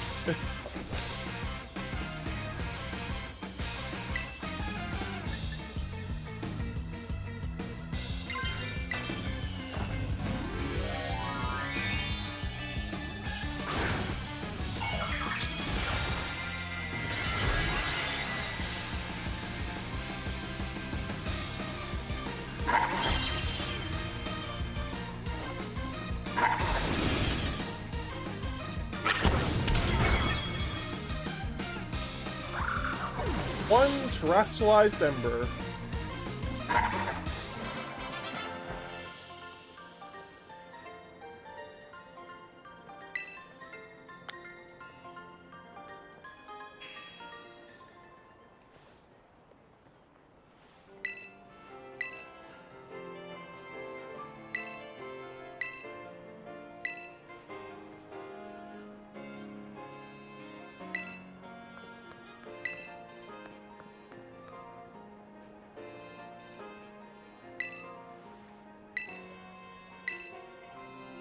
It's like, excuse me.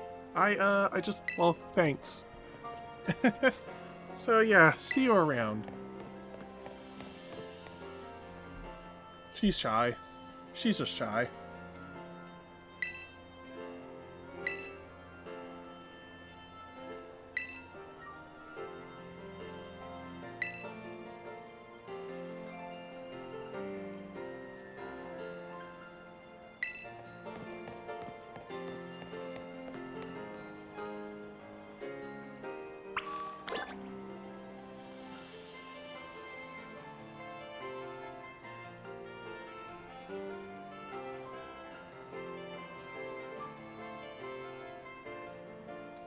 Let me just do some quick edits for redeems. There.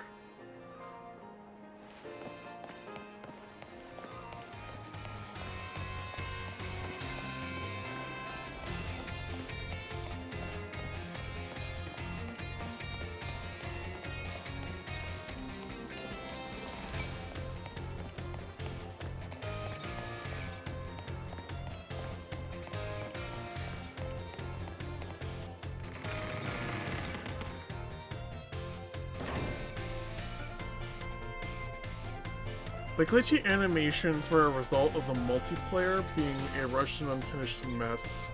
Good idea, just bad execution. Yeah, because like they had to do a lot of things for this game in like a 2.5 to 3 year time span. Also emulation, that too.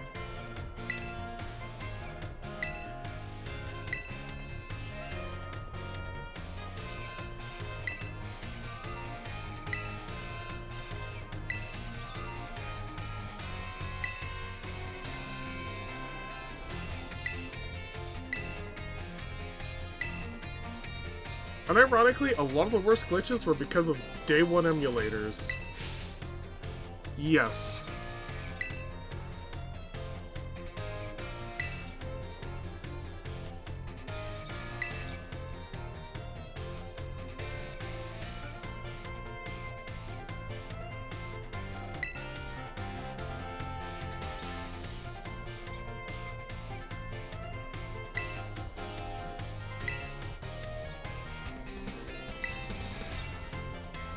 Yeah, because it's like the emulator cannot, like, even to this day, I think there's still like a lot of struggles with like properly emulating Switch games in the Switch. So it's like they have to be very careful when playing games, particularly like new ones that just came out, because you don't know how stable they are going to be on something that's not very stable already. We have had this confirmed. That's not me spouting bullshit. Yeah.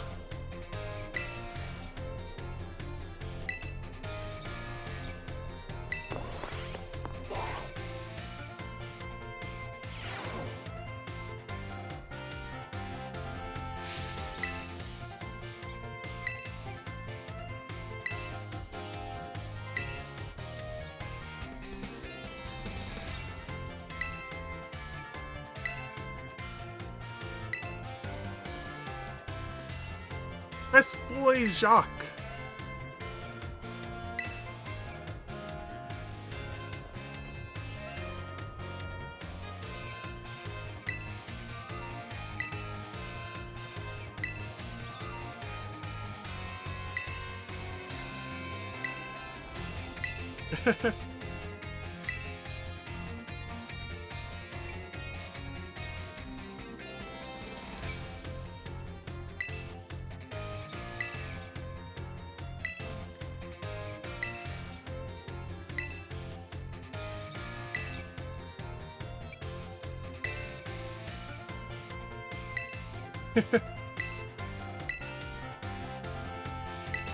Second row in the front.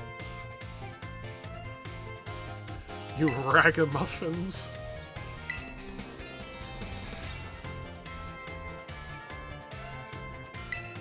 Get to know the campus by exploring.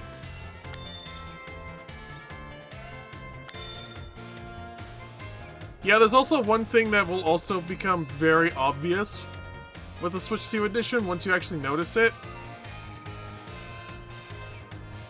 A lot of the character animations here, when you look at the ones that are doing the same animation, they're all in sync.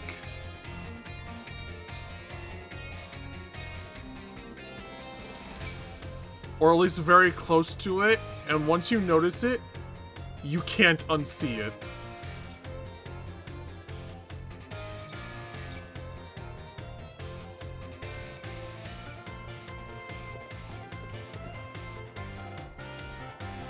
And it's so easy to tell on the Switch 2 Because everything is running at the proper frame rate.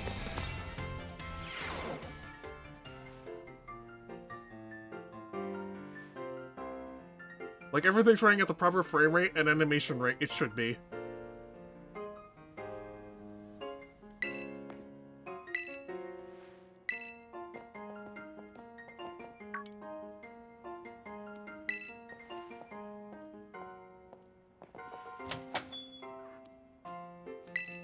I noticed that. It's fucking uncanny. La Primera. Ah yes, the supposedly best champion of the region. Has one of the worst champion teams ever.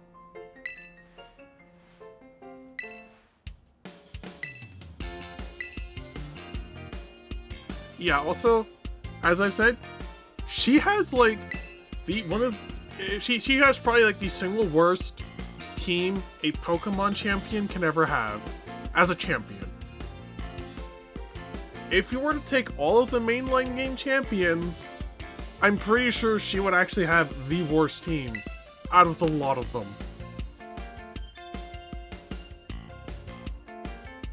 There's a reason I have her ranked as D in my champions tier list. Nemona has a better team than her. Her first fight is actual dog ass. Her remake actually has a plan. For context, a Pokemon that she should lead with is like third on her team. No wait, it's not even third. It's last on her team. And a Pokemon she should lead last with is third on her team.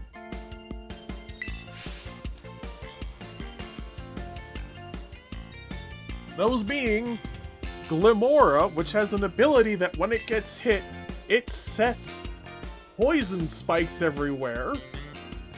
Definitely something you should lead with.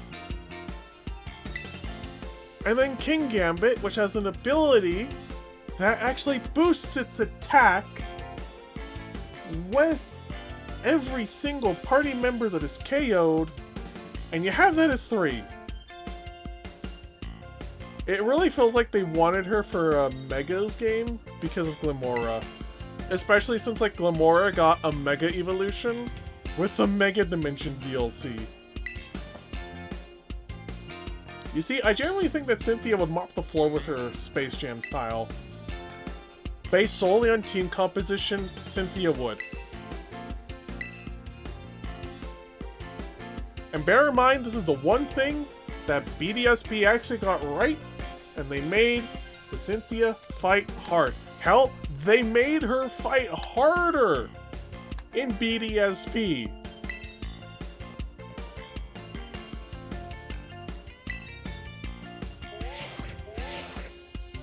Cynthia, just even purely based off team makeup, mops the floor with Gita.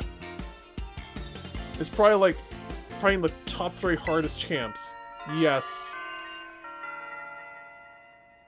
And I'm pretty sure Leon might actually be in top 3 as well, despite being from one of the easiest games in, like, the latter half of Pokemon's life cycle.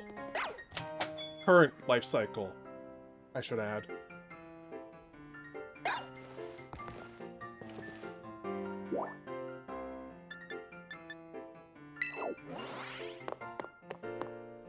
Hey, Lotus! Thank you for following! Welcome in! Leon depends because if you chose the grass starter, he's piss easy. You know what? That makes sense. How's it going? Yeah, it's actually going pretty good.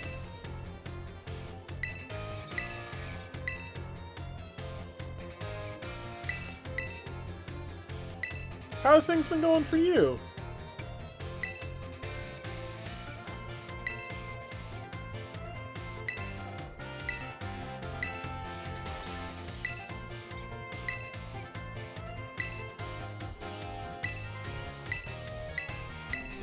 I don't mind skipping through all of the dialogue here, just because it's like, this is my fourth time playing through these games.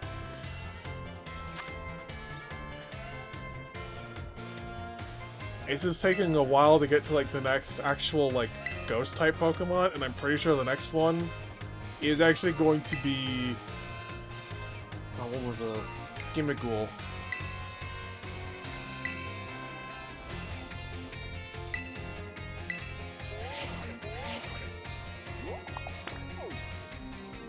Like, I'm pretty sure Gimmighoul is going to be the easiest ghost-type Pokemon to catch. And typing-wise, it's not even going to be half bad.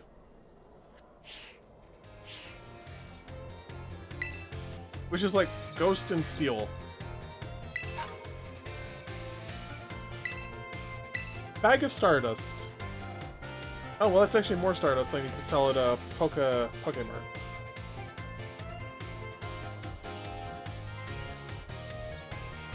I want to beat the McGreticle out of my friend, who is an egg made out of unobtainium.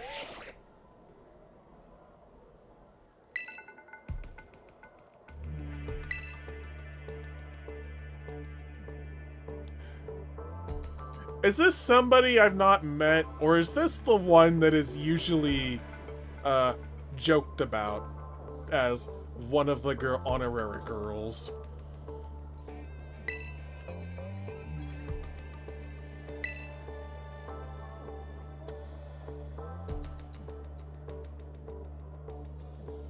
Okay, so then it's probably not somebody I've met. Then I've definitely not met them.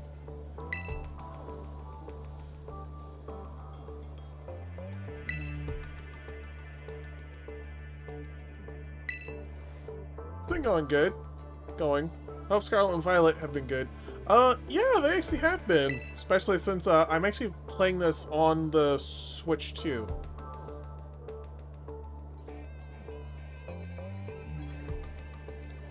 But no, like, you know those memes of X streams and X things are super common in trans gals? Yep.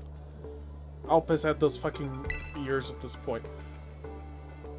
You know what I had when I was in high school?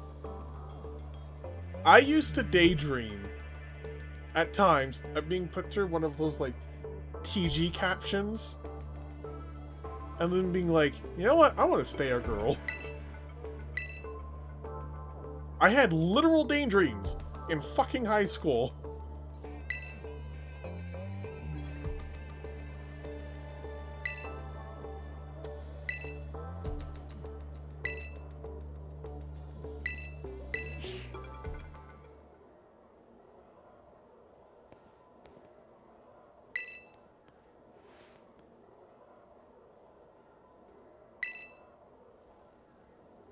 I still find it funny how my egg cracked.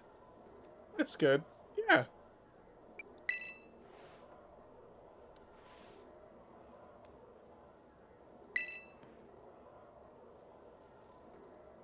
There are so many things we need to be careful about in this day and age. The fact a Pokemon game is still telling you, hey, be careful about what you're saying, particularly in the digital age, because you might leak something. But it seems like most people these days have just kind of, like, gone and ignored that, is something.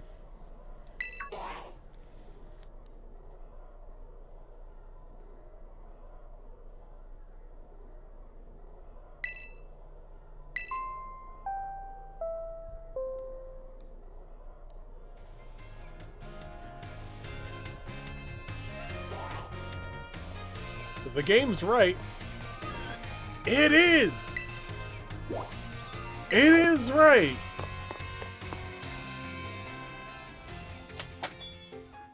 And that's the worst part! The game is teaching a good lesson! And nobody's listening!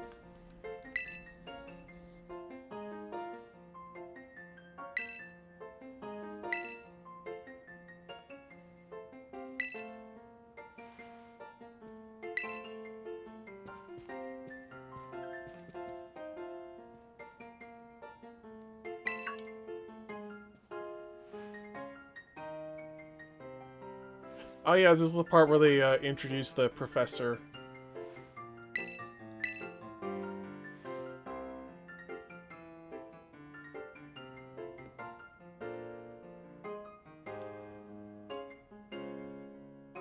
You joke, but I literally had to teach my mom this shit.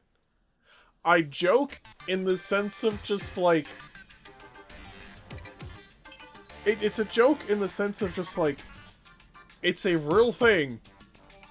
It is a real problem.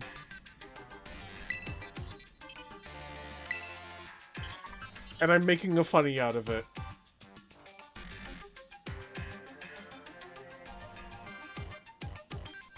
Bear in mind, my parents are the type to actually use ChatGPT because, well, world's using it. Might as well use it.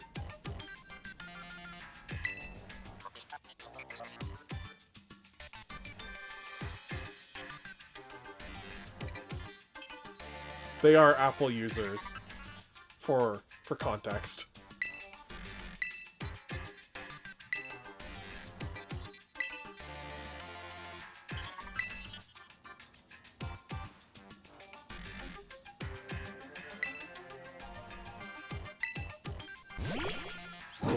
It's like assistance, and then Miraidon just like pops right out of its Pokeball.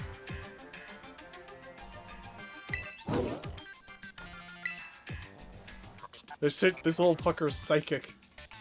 Except he's not the psychic type. Oof, Apple. Yeah, they've been Apple users for years. And honestly, I don't blame them, because it's like, it's what they're used to. That part I can't blame. And I can't blame them in the sense it's just like, Microsoft isn't making it easy to use their software.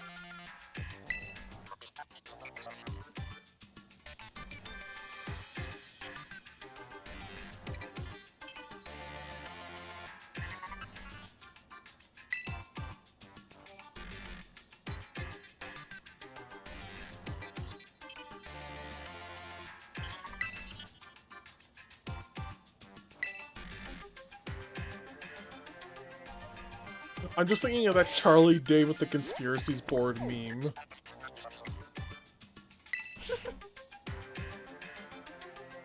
Yeah. So it's like, me, I kind of stopped using Apple around high school. And I've pretty much just been like an Android user pretty much for like a decade at this point. And I don't think I'm going back.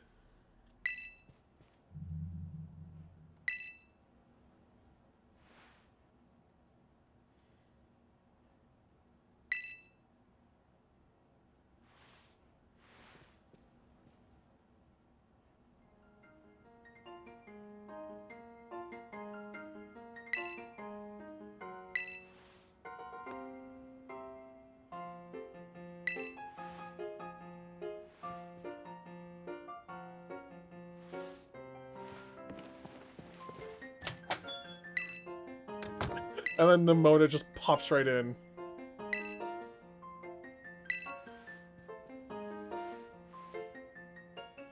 Mr. Shock wanted me to show you the way to your room in the school dorms.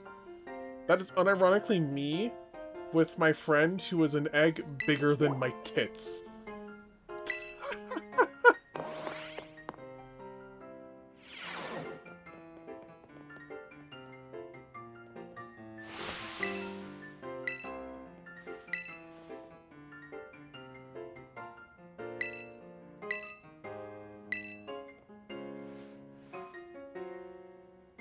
And bear in mind, she's got big ones.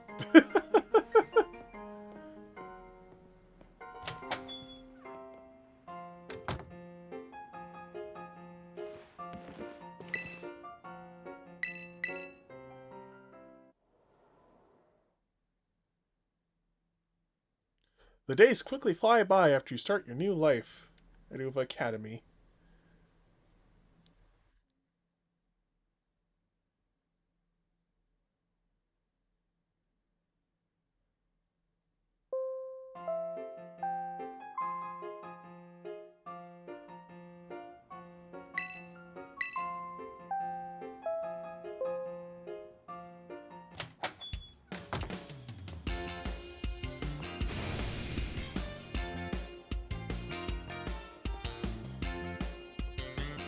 So, this is how summer camp feels like.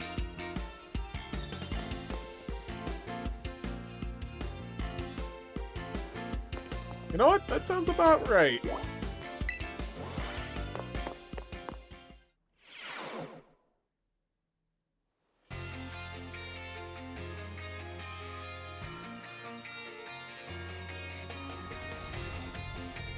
Ah, yes!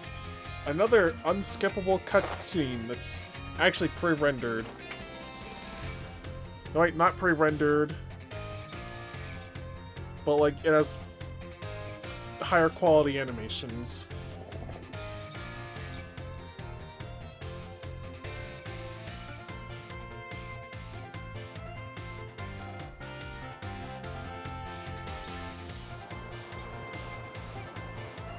That's a still shot. That's a still shot. Oh my god, you can tell that these were still shots taken from the Switch 1.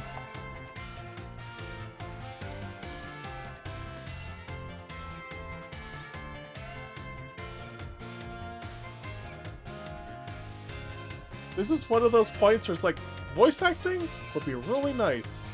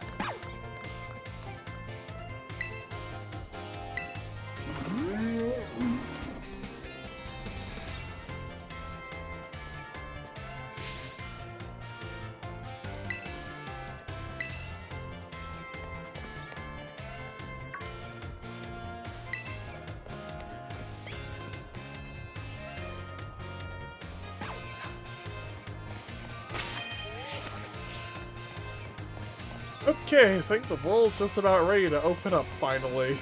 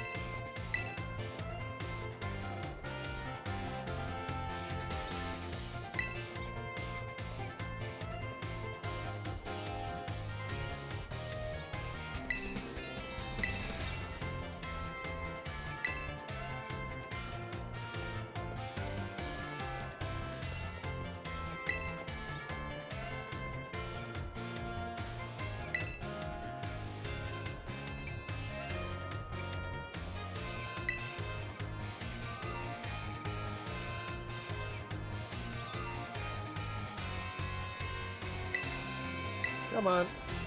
Can I just get to the point where the world opens up, please? Like, 2 hours. And then it's like, that's when the world finally opens up.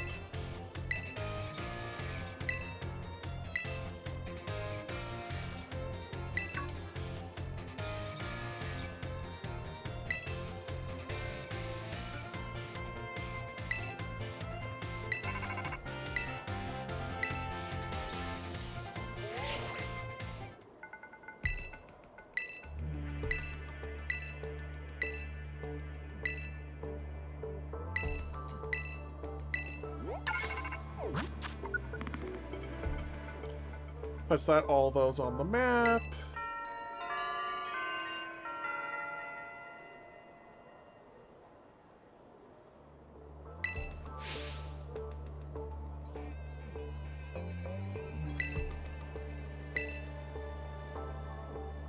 She's got more important things to do, like searching out awesome ingredients with me.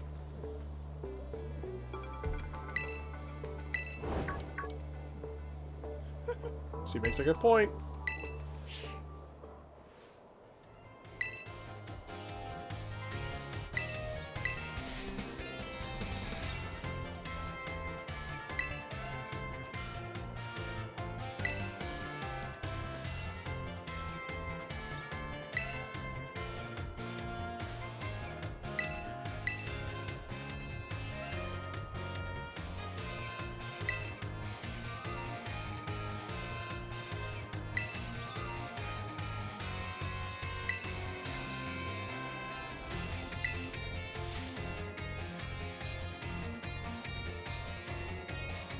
He was literally about to say the name of his Pokemon, and then yeah, and then he just corrects himself.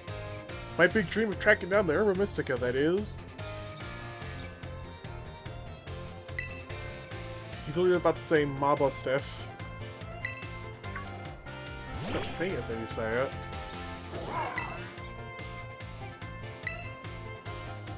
Pokemon don't come with, like, pronunciation tips.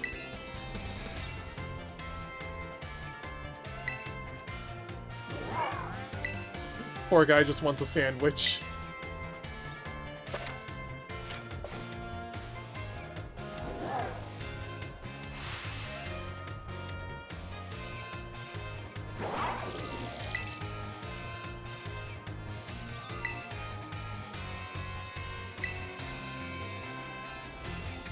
Paldea's your cloister.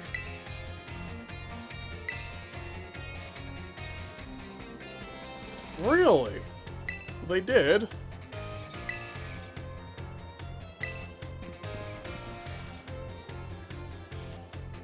I've actually never heard of that or even found it before.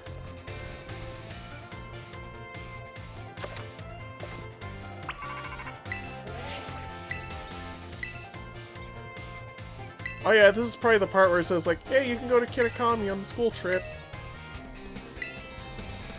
Yep. Yes, and some of them are nonsense.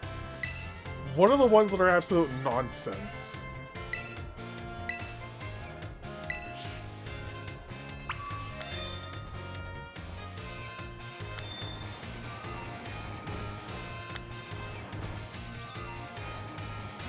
You know what, I might as well just buy a new bag.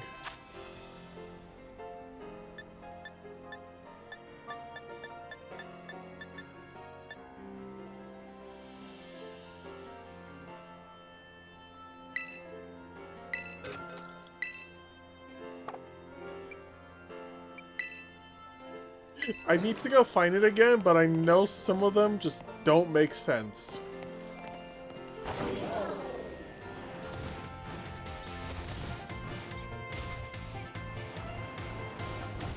Wait a minute, did I have this the other... Oh, I think I do have this the other way around, don't I? Oh, now I remember how I have this set up on my main profile.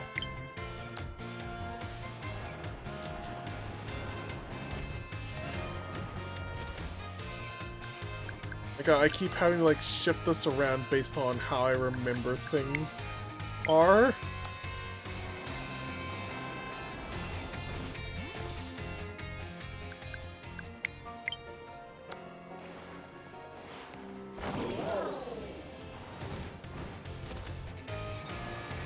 I do like how the DLCs scale to your progress here. Yes! That is something I do really like as well.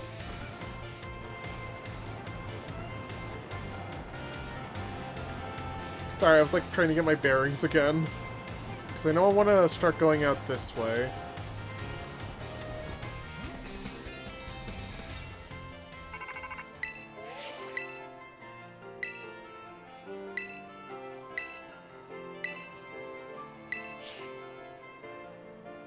I am gonna need to go over to Kitakami to grab, like, 2 Pokemon.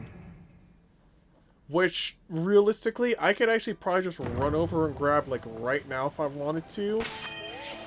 But I want to get a few levels up first before doing anything.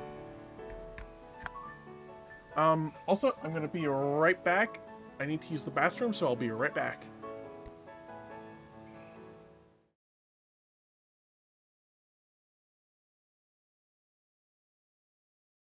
Oh my god, I keep forgetting which scene to go for. Alright, there we go. Well, 1 second, I'll be right back.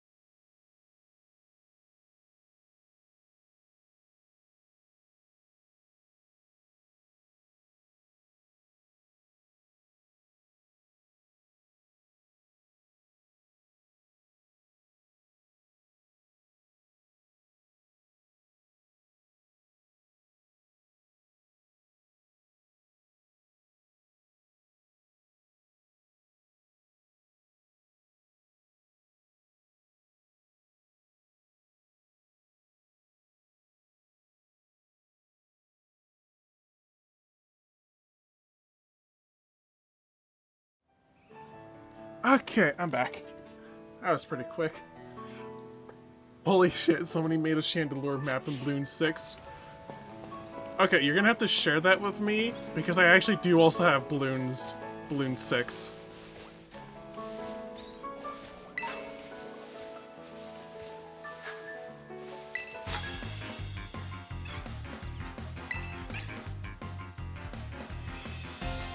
You know, I should actually look up what the Kitakami level scaling is as well.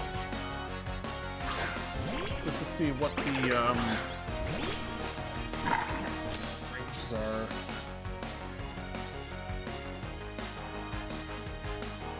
Going as low as 10. Okay.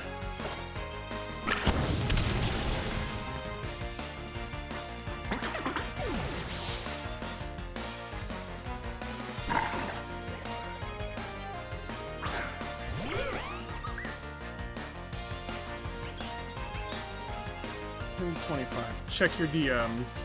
That's very funny.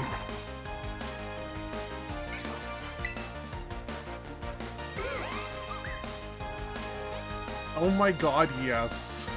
Yes.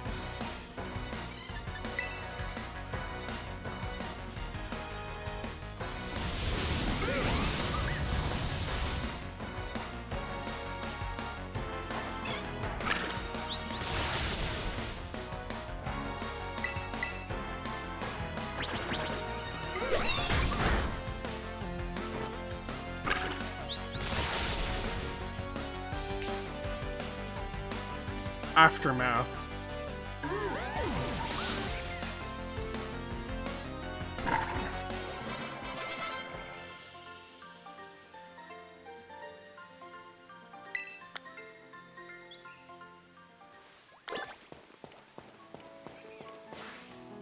Oh, small live.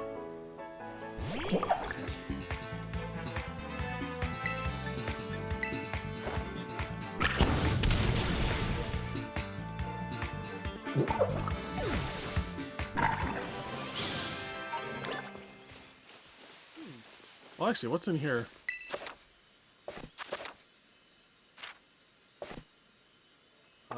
It's the little...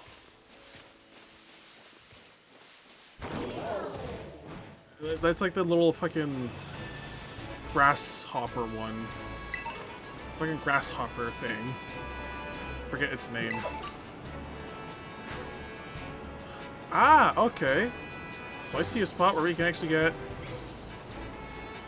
the first actual ghost-type Pokemon. Provided there's actually one up at the top, and there's usually always one at the top. Nimble, that's the one.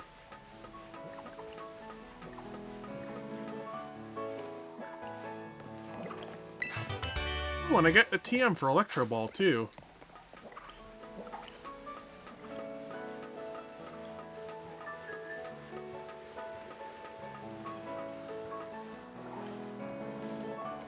Ah, yes. Here we go. Gimme Ghoul.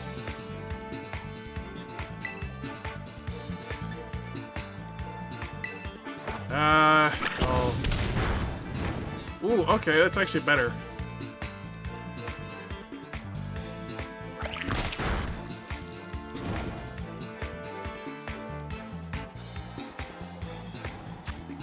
So I have 5 Pokeballs. I can try to catch it here and now, which I will.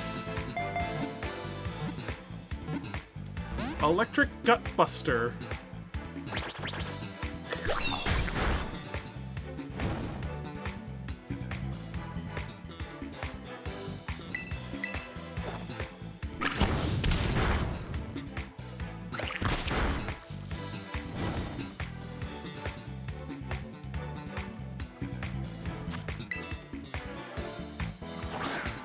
There we go, this should catch it. No? Motherfucker!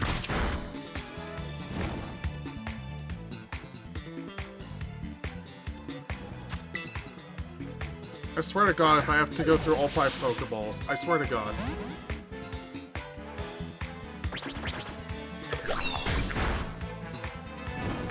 This thing is low health, red health, and burn!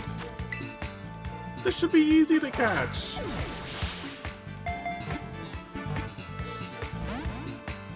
Oh my god.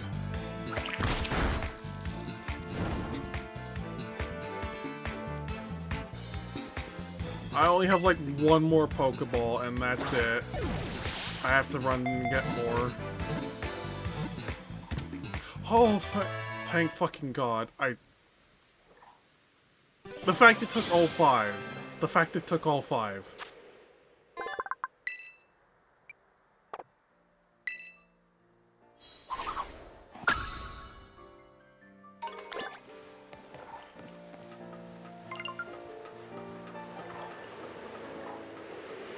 Well, that's at least the second usable Pokemon for the run.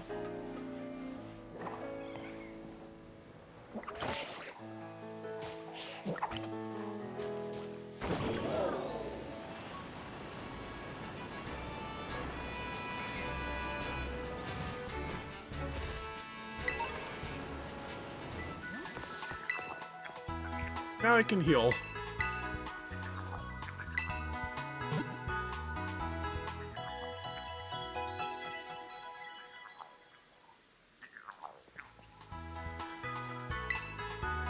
Yes, and I can hear another little gimme ghoul over here.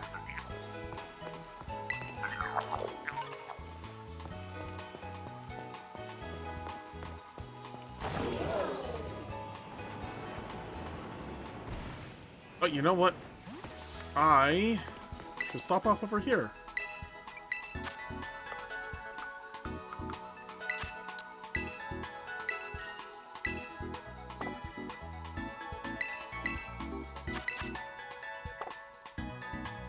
I think I have more than enough potions. I'm gonna buy like 20 Pokeballs. Now I'm gonna buy one more potion.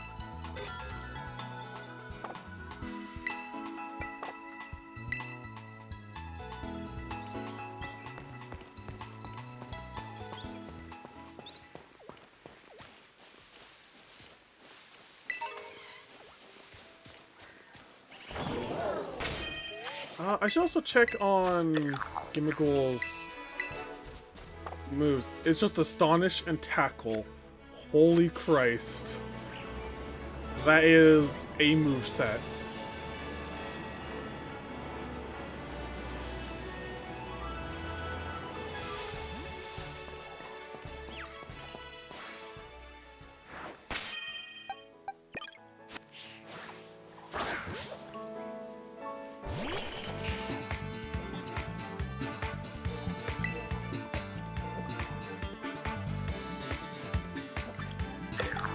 In a startling fashion. Well, Astonish at least gets a stab.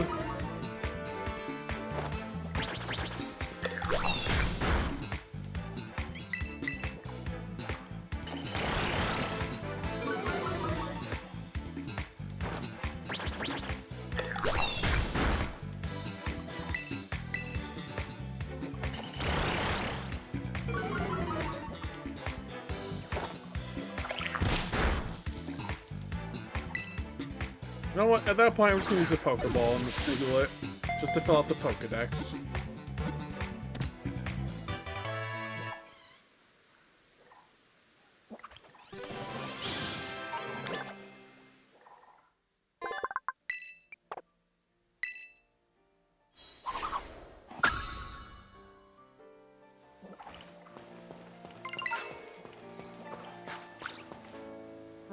Ooh, reward can be claimed.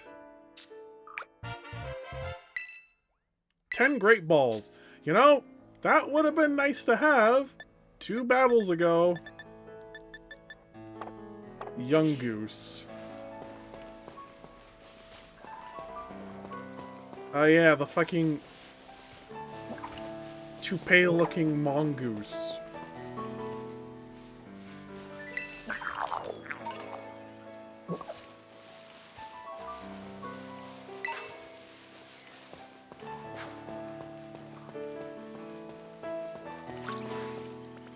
Oh look, it's a little cricket.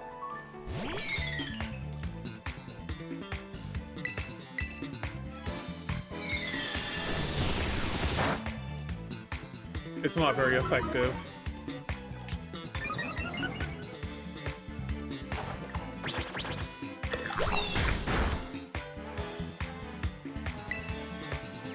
Wait, the unbreakable egg and cracked?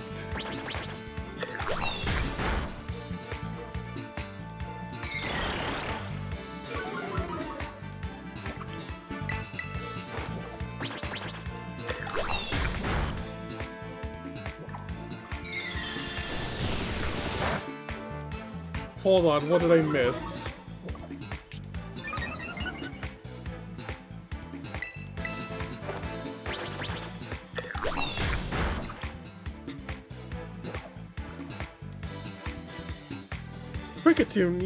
Cricketot used tackle. It doesn't affect Gimmighoul. Very literally. I'll finally realize she might be a trans gal. Hey! Well, I actually realized that they might be. Good for them.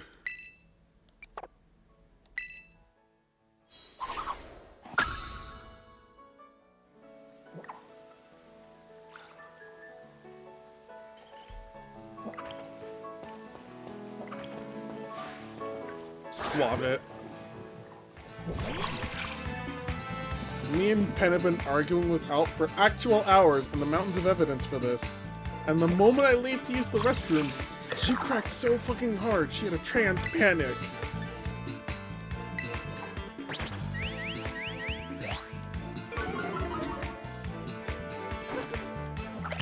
Also, like, looking at what that defense fell for that Squavit did to the Gimmighoul, and I'm like, oh no, my defense fell. Whatever shall I do? I will say, knowing full well that the Squavit only knows tackle.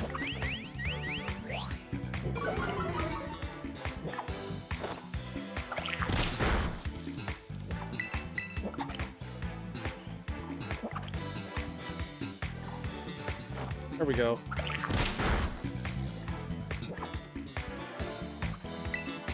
She had a biblical level of trans crash out. What the fuck? Okay, I was not expecting that to have something else.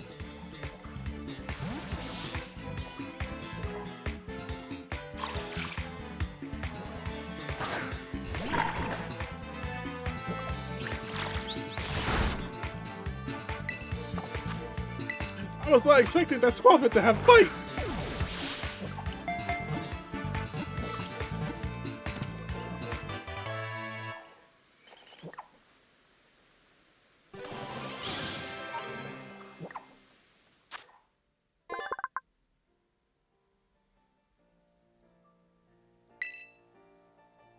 Girl just actually spiraled and exploded into white, blue, and pink.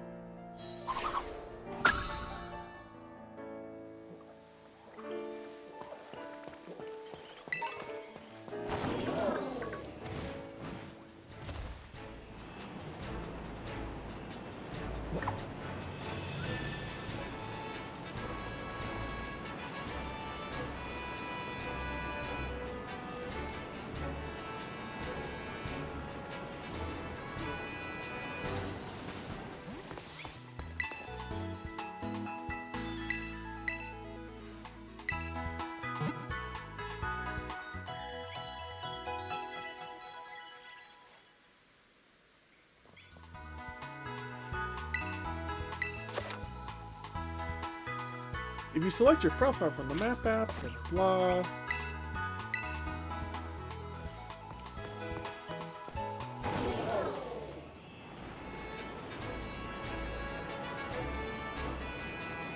Yeah, like Gimmighoul, not a very good Mon to have like this early. Just because it's like it knows 2 moves and it's not very strong.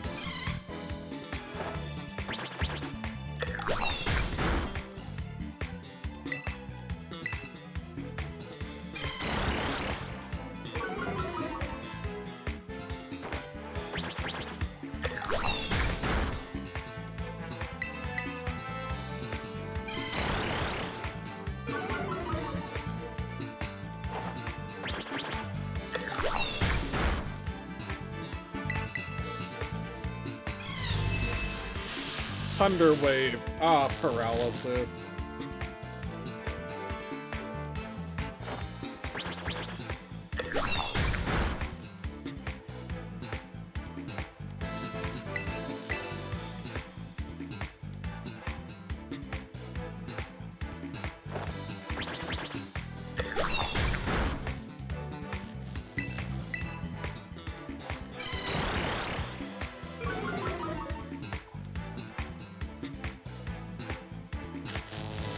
You know what? This is probably a good enough time as I need to start throwing Pokeballs at this thing.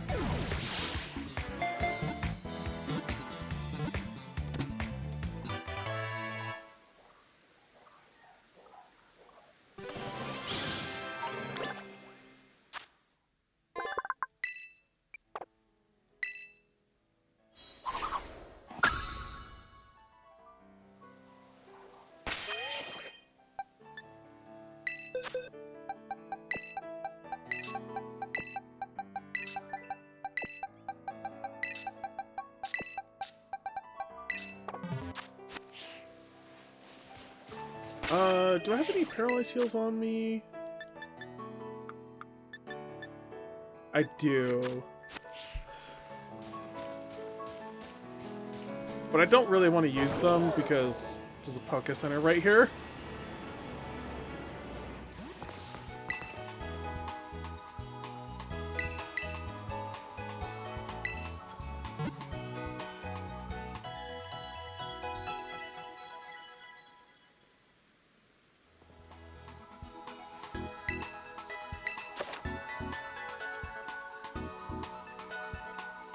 Ah, yes. The, encounters. Rolling back in, had to leave because my sty was flaring up. Ah, fuck yeah. That shit is not fun to deal with. Ooh, because of timer, I'll reset that there.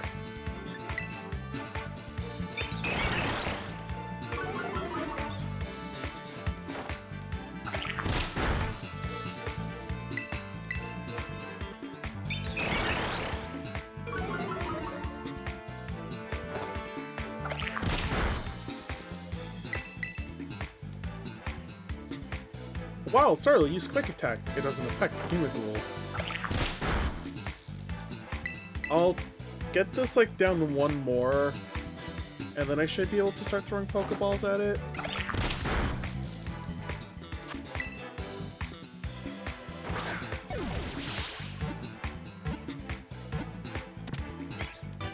Yeah. Here we go.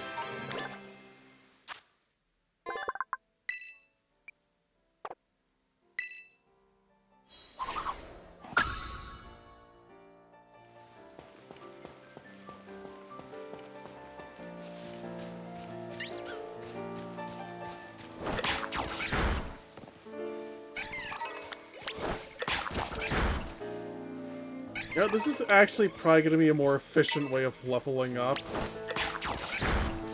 for Gimmighoul. Even with the lesser XP gains.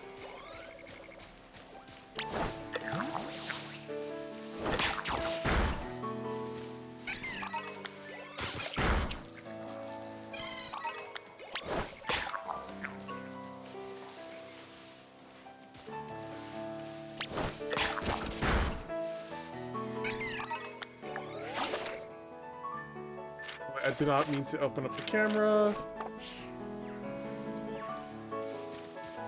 Country Tart, welcome in. Thank you for the raid. Welcome in. Hope you're having a lovely evening. RJ! RJ with the raid. Thank you. Welcome in, raiders.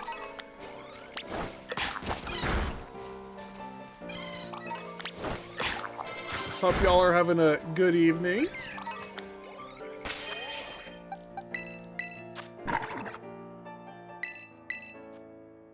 Incinerate. Yeah, I'll swap that for Ember.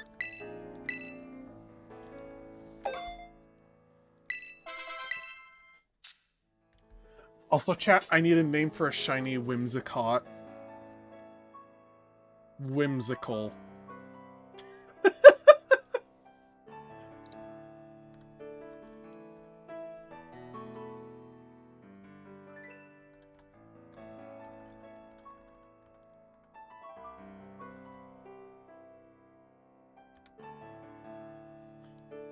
Ah, yeah, and I have to wait like 2 minutes for another shout out.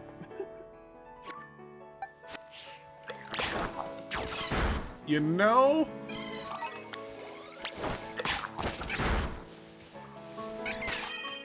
Oh right, I need to box the Starlight because I'm not using it. I do like calling people whimsy deficient fucks. Twas a fun time. Oh yeah, what did y'all do?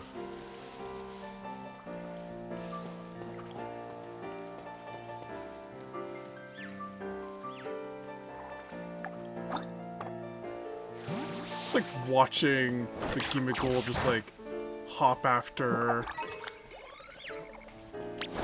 a Cricketot.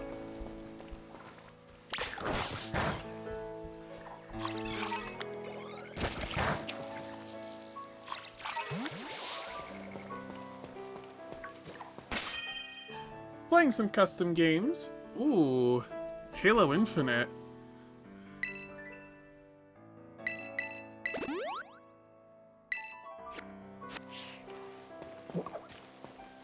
A bunch of wacky modes. Ooh.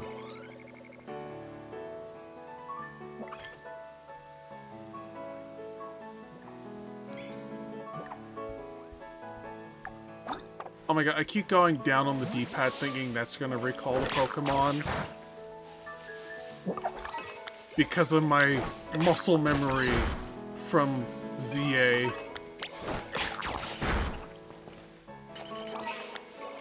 I'm like just doing a quick attempt at getting some levels in on a Gimmickle, because doing normal battles is gonna take ages.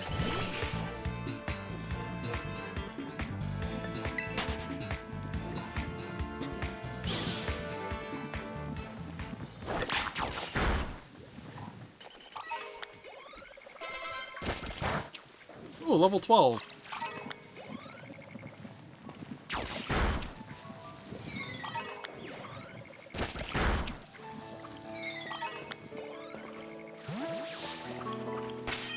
Let me see, can I get any new moves for Gimmickle? No. Apparently not. Yeah, what I'm doing here is pretty much it is going to be a run of Pokemon Violet using only Ghost and Ice-type Pokemon.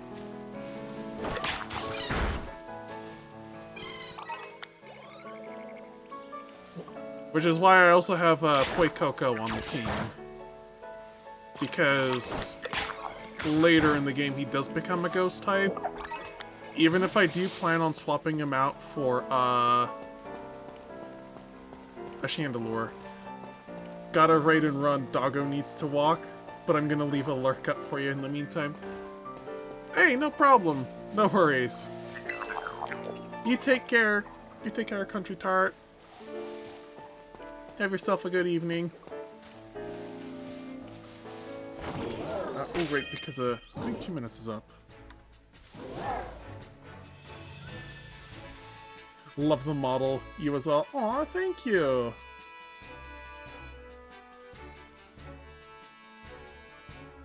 There we go. Can also give a shout out to RJ as well.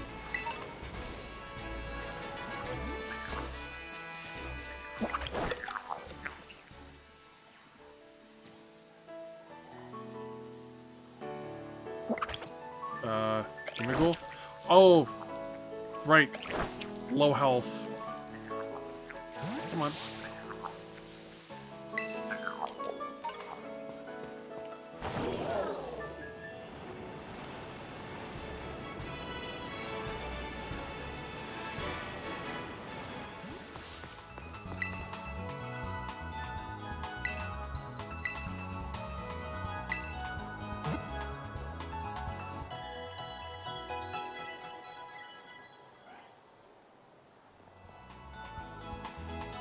Alright.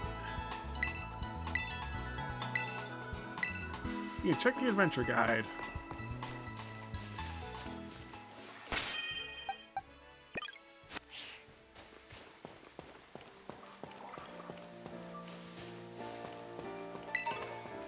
You know, I actually haven't even caught a small live, so... The last one I actually did a full normal battle on, I fainted because I just used Fuecoco with Ember, and then it just fainted in one go.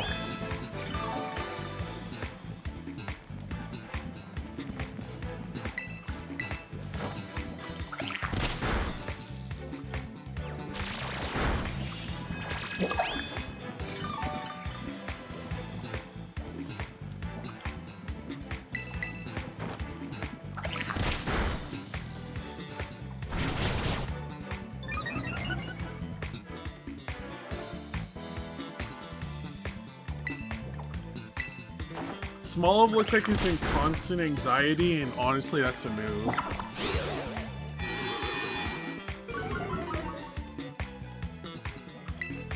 It does. It honestly does.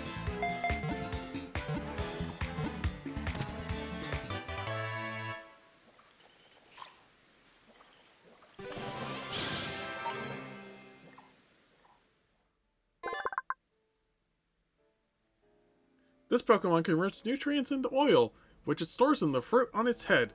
You can easily go a whole week without eating or drinking. If I didn't use Sprigatito, I would have used Smoliv, honestly. Fair.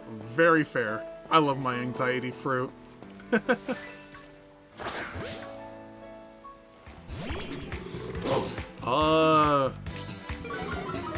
You know, maybe this isn't a good idea.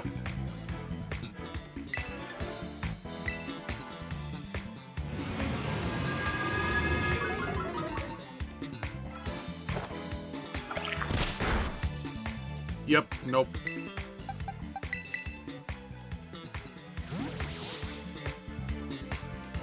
Even just to catch this little thing.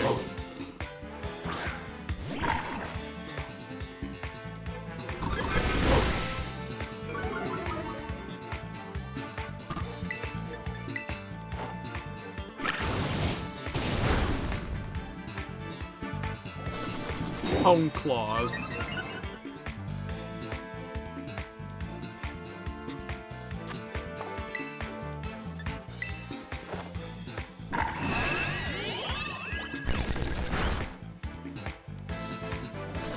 Another home claws, and maybe I'll actually be able to catch it this turn with just a Pokeball. There we go. Hopefully? Yeah. Oh my god, there's like a little Fido in the background. Two of them. I actually do kind of like the name for like the fairy dog, because it's just like Fido.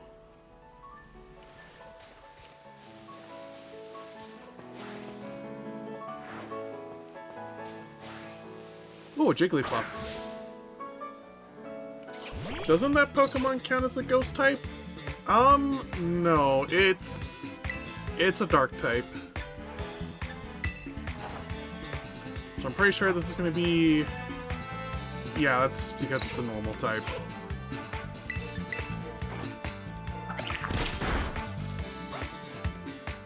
There is a Ghost Doggo later on in the game.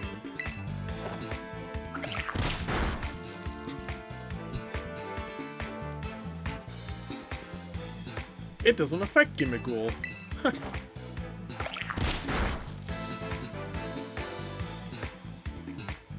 Yeah, like the one benefit of ghost types, you have like 2 immunities.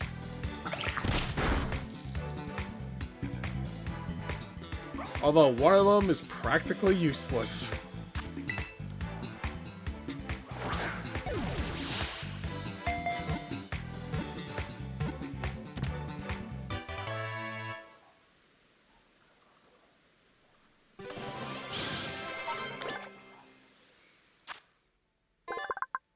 normal fairy.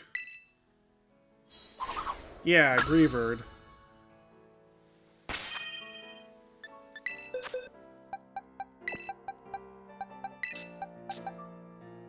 Yeah, like Mischief here. See? It's a dark type.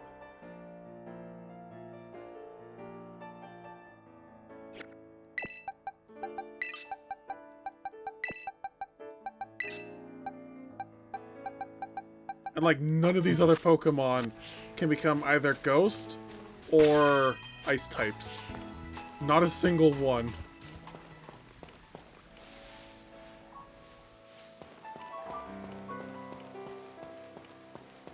Oh, happy day.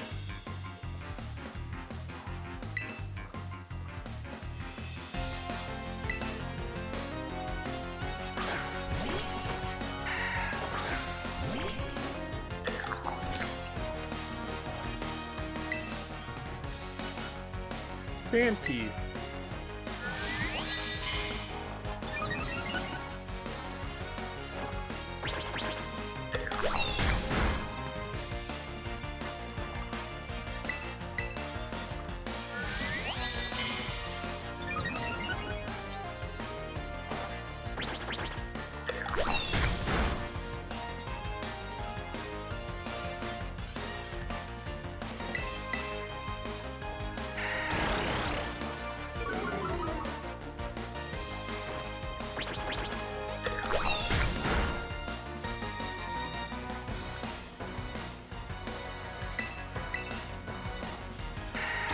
My god.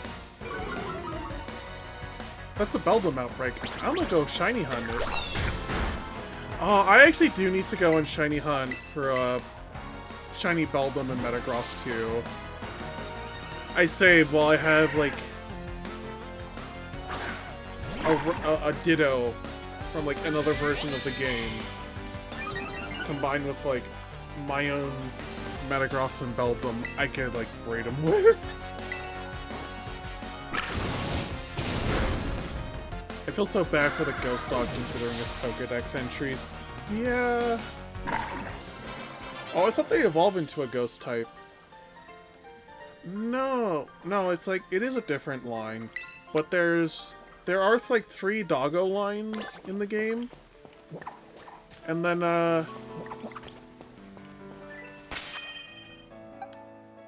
and there's like one that's Fairy, one that's Dark, and the other that's a Ghost type.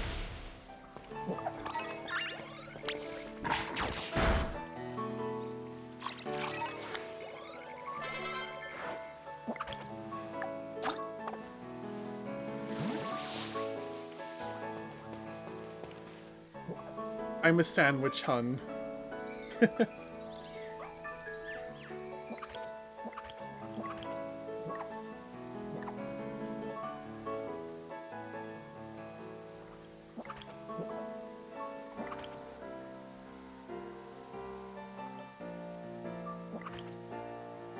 Let me see. Cortando, so that's 14 to... You know what? Yeah, I'm gonna go and do the gym then.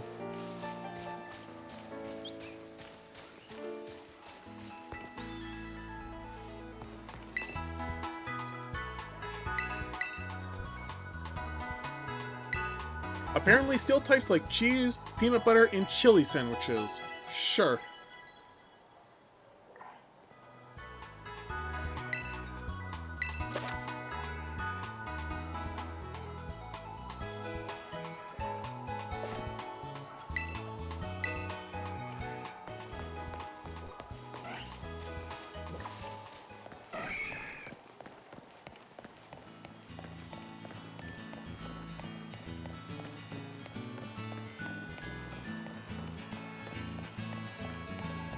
Oh!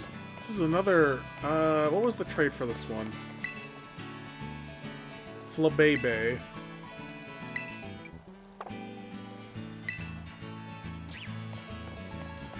Where in the fuck can I get a Flabebe again?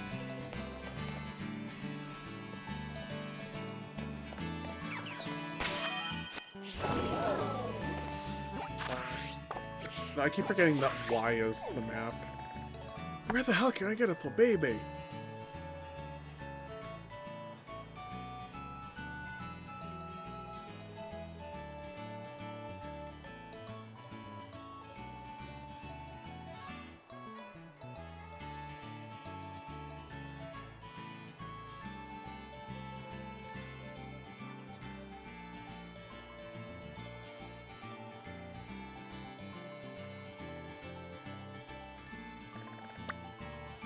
So, supposedly in this area...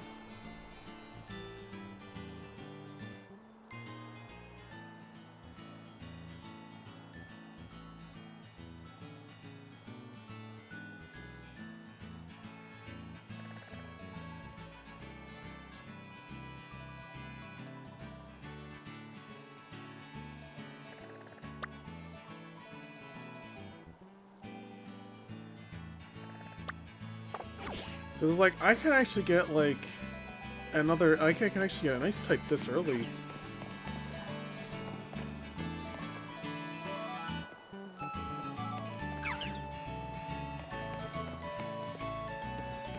But you know what, I'm gonna go for the gym just because I know...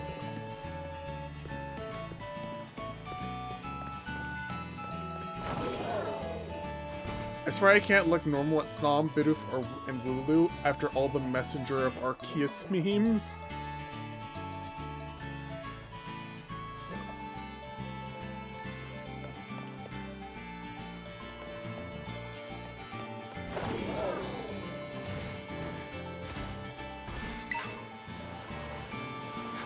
Ah, X attack.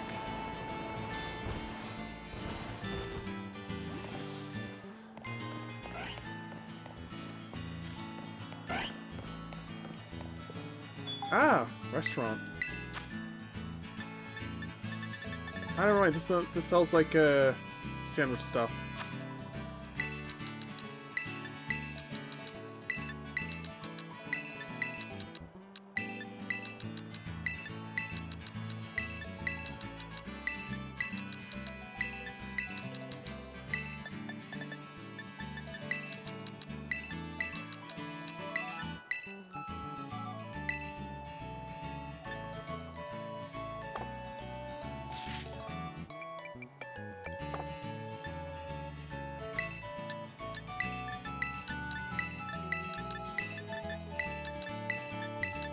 I'm gonna take 2 off of each one because I don't think I'm gonna need 5 of everything.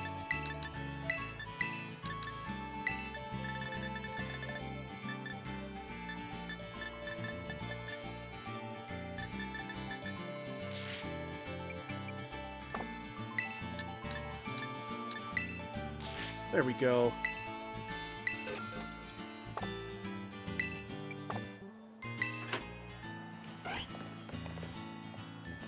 Hey, careful where your gets flattened, damn it. You know the drill. Helium tank or air pump, I don't mind. You know what? I think air pump is due.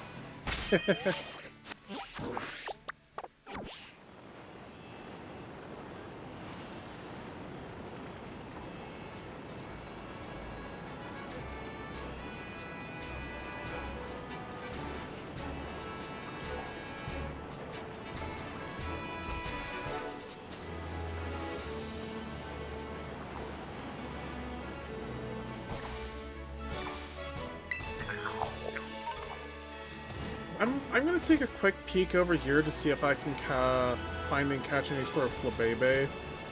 Otherwise, I'm just gonna leave it be and then just go for the gym.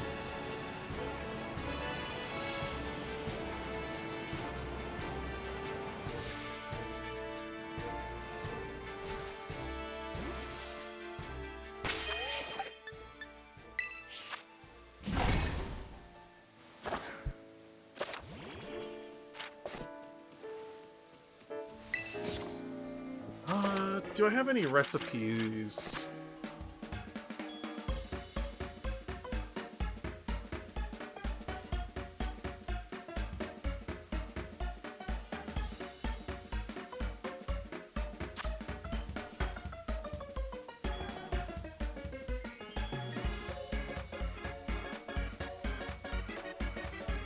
I'm pretty sure I don't even have anything that I could use for fairy sandwich then.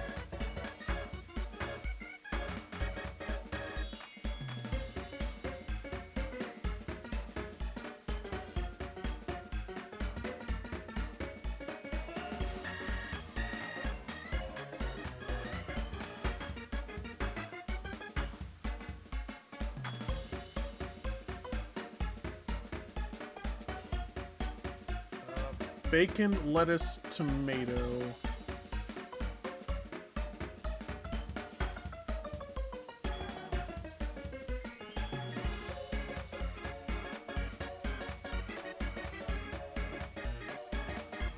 Servings. Ham, pickle, prosciutto. I mean, it's almost there.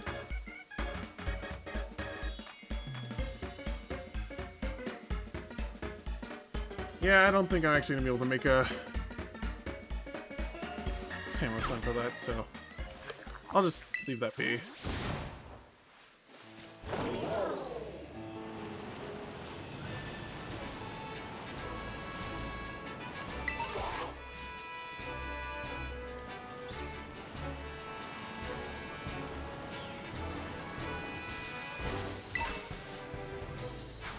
Found it. Oh, you found like a shiny Baldum then?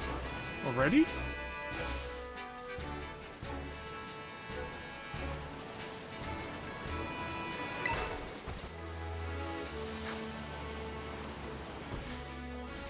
Oh my god, it's a Pikachu.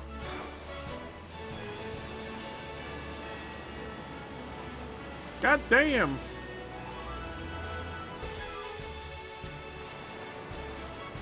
Get going, babe.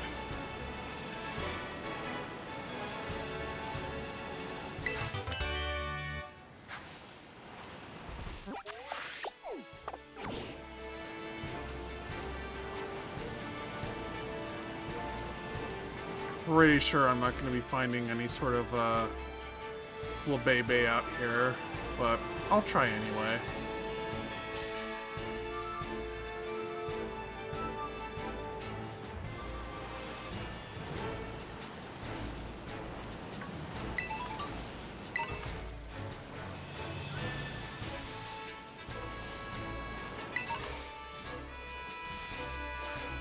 Oh, it's a Shroodle. I was like, what the hell is that? And then it just... oh, it's a Shroodle.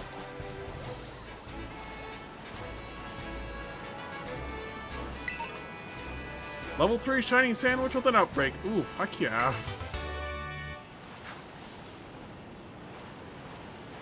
I got a Pichu.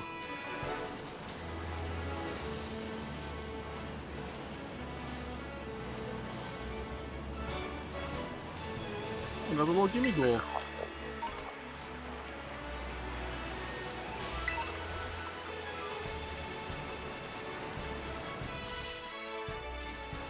Alright, yeah, I'm pretty sure if I haven't found a full baby at this point, I'm not gonna find one.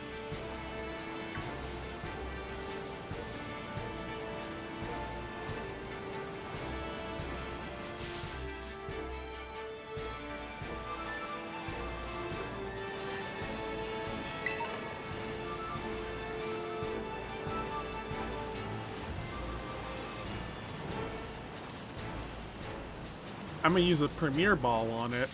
Ooh, fuck yeah.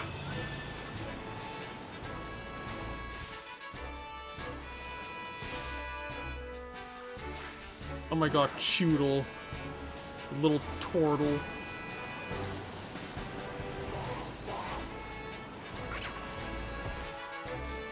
It's a Weasel.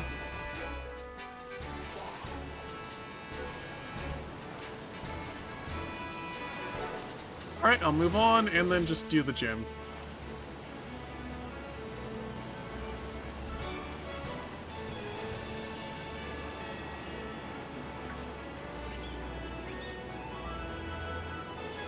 My god, I miss having the faster running on this Pokemon. Anyway, it's time I'd roll out of here and get some sleep. See you tomorrow, Sophia. Remember, you are awesome and you should feel awesome. Yeah, you take care, Gather. You have yourself some good rest. Catch you later.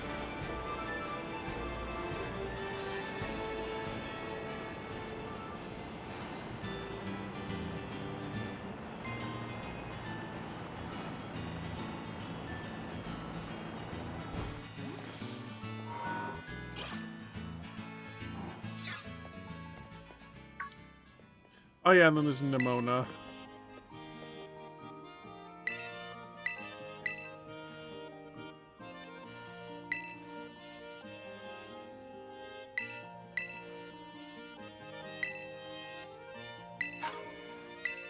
3 super potions.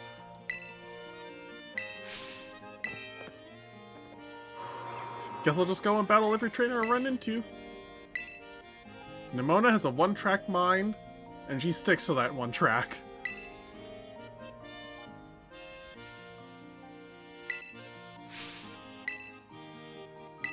Olive roll.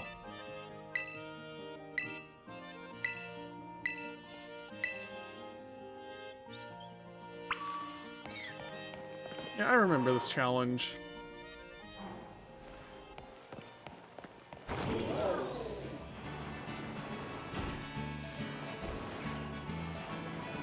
Should be just over this way.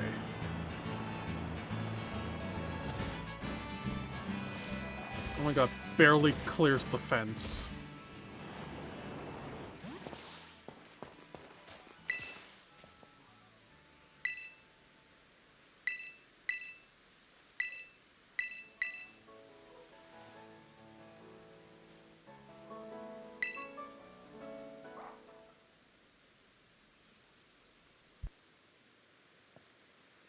I will give props to them for actually being experimental with, like, using the open world as an aspect for some of the, gym tests. Like here.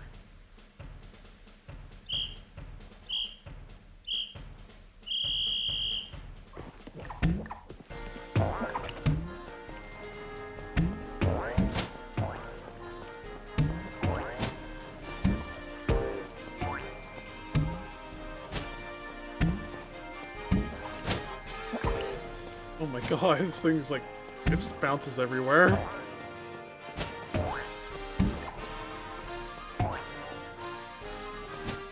And it's like, you can beat this girl and get a shortcut.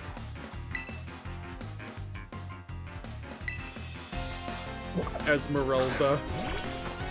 Cricketune.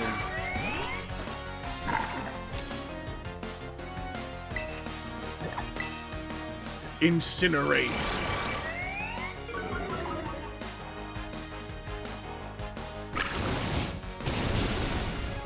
Oh, that's the noble phoenix.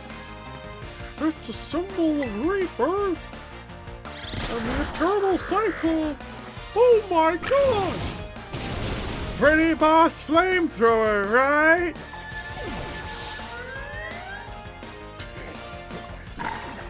The fact that's the first thing that pops into my mind with that.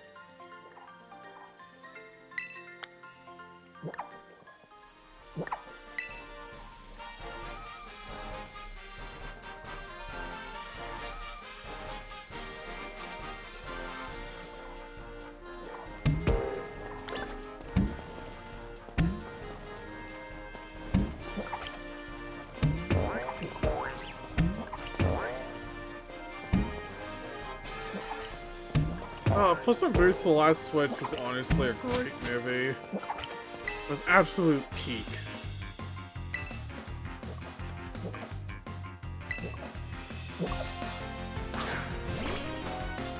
Venomat.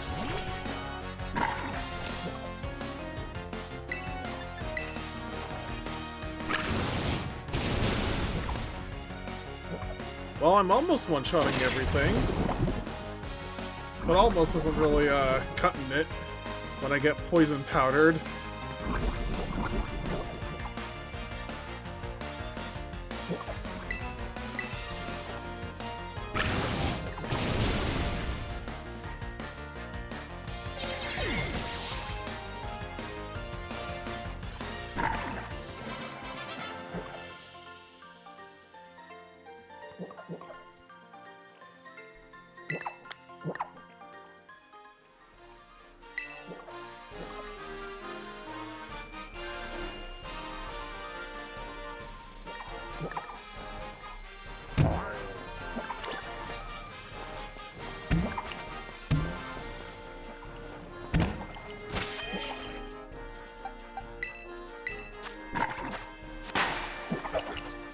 I was like trying to get in and heal Fuecoco first quickly, but oh well.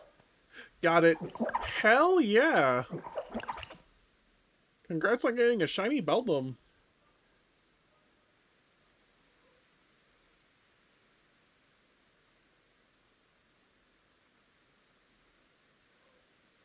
Uh, game? Oh my god, I thought something happened.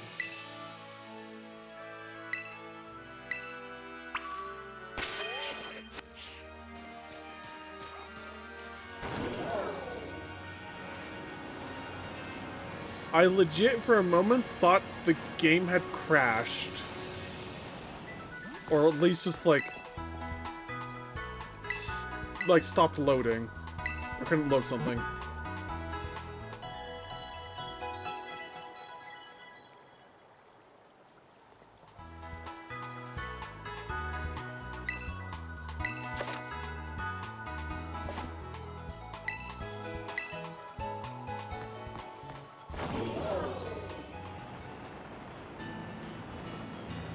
I have named it Orichalcum. So, what kind of team are you going for? It's pretty much like a Ghost and Ice type team. With, I actually do have the team planned out here. Chandelure, Baxcalibur, Frostlass, Cloyster, Annihilate, and Sinistcha.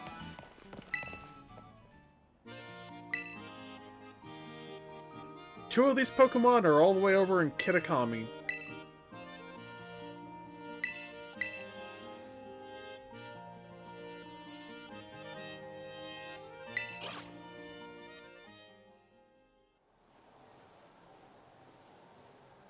Spooks and chill.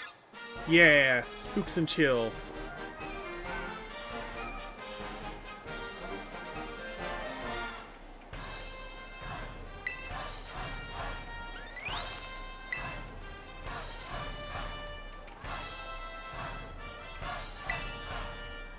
The Baker gym leader.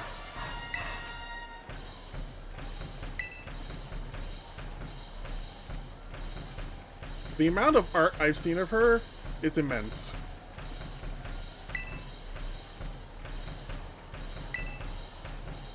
Oh shit, it has a title! The Sleepy.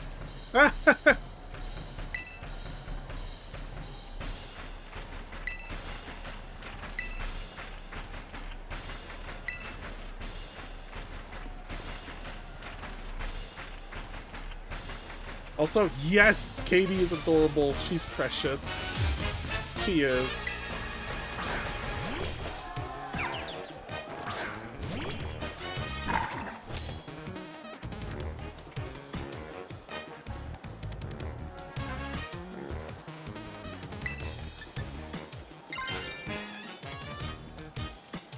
Should I just... I'm gonna terrestrialize now just to guarantee the odds of just, like, beating her are increased.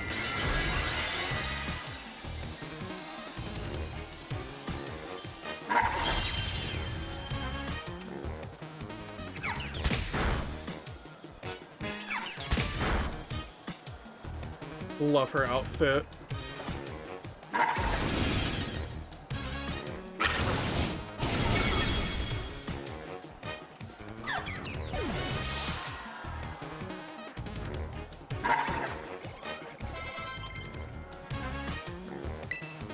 Well, if nothing else, I should at least be able to evolve with Coco after this battle. Tarantula.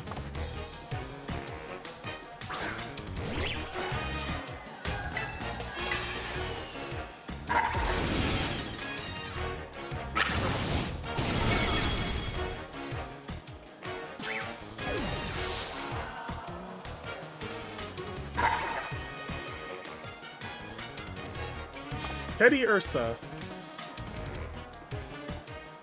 How should I roll things out from here?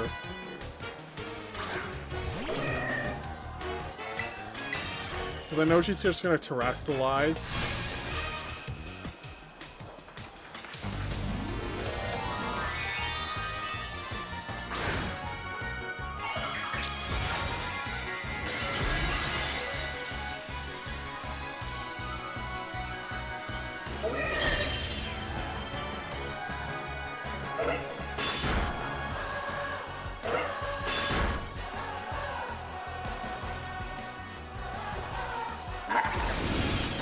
Incinerate. Oh my god, it lived.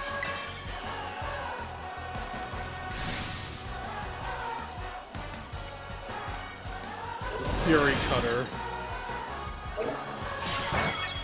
I do love this take on a gym leader's ace, honestly. Yes. Also, let her have Ursaluna.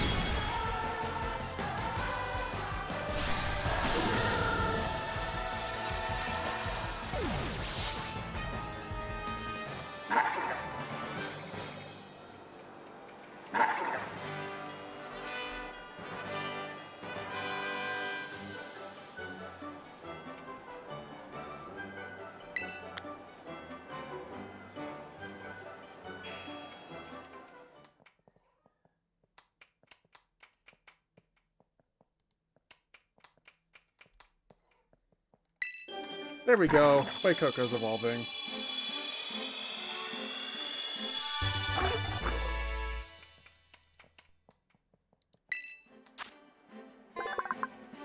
I mean, if they really wanted to be mean, let her have Blood Moon or Saluna.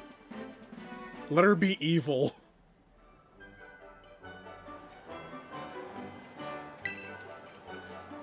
Hey, look at his sombrero.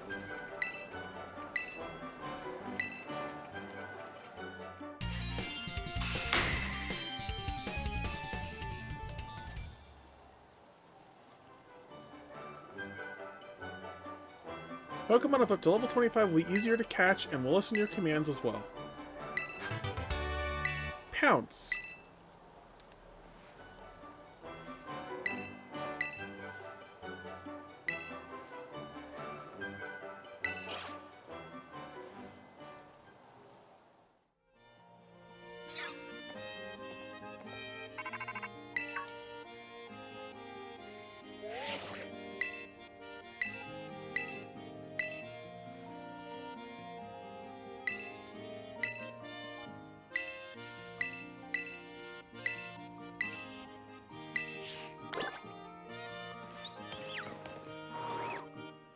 Alright, so I think with that, that's actually probably a good stopping point to leave the progress for the next time I pick this all up.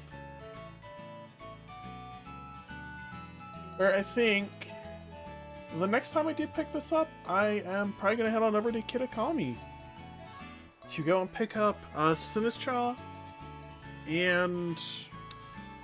well, at least the pre-evolved forms for Sinistcha and Chandelure, which is Litwick and Sinistee. I think it was Sinistee, one of the two. Well, not Sinistee, but something like that. It is its original form. But, yeah. Let me see. Is there anybody available to raid this late in the evening?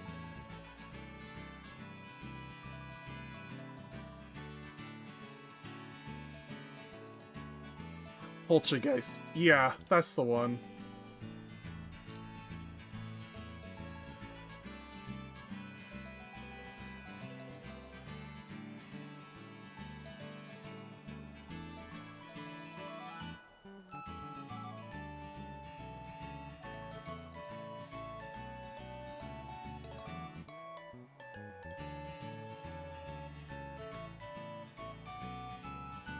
But, alright.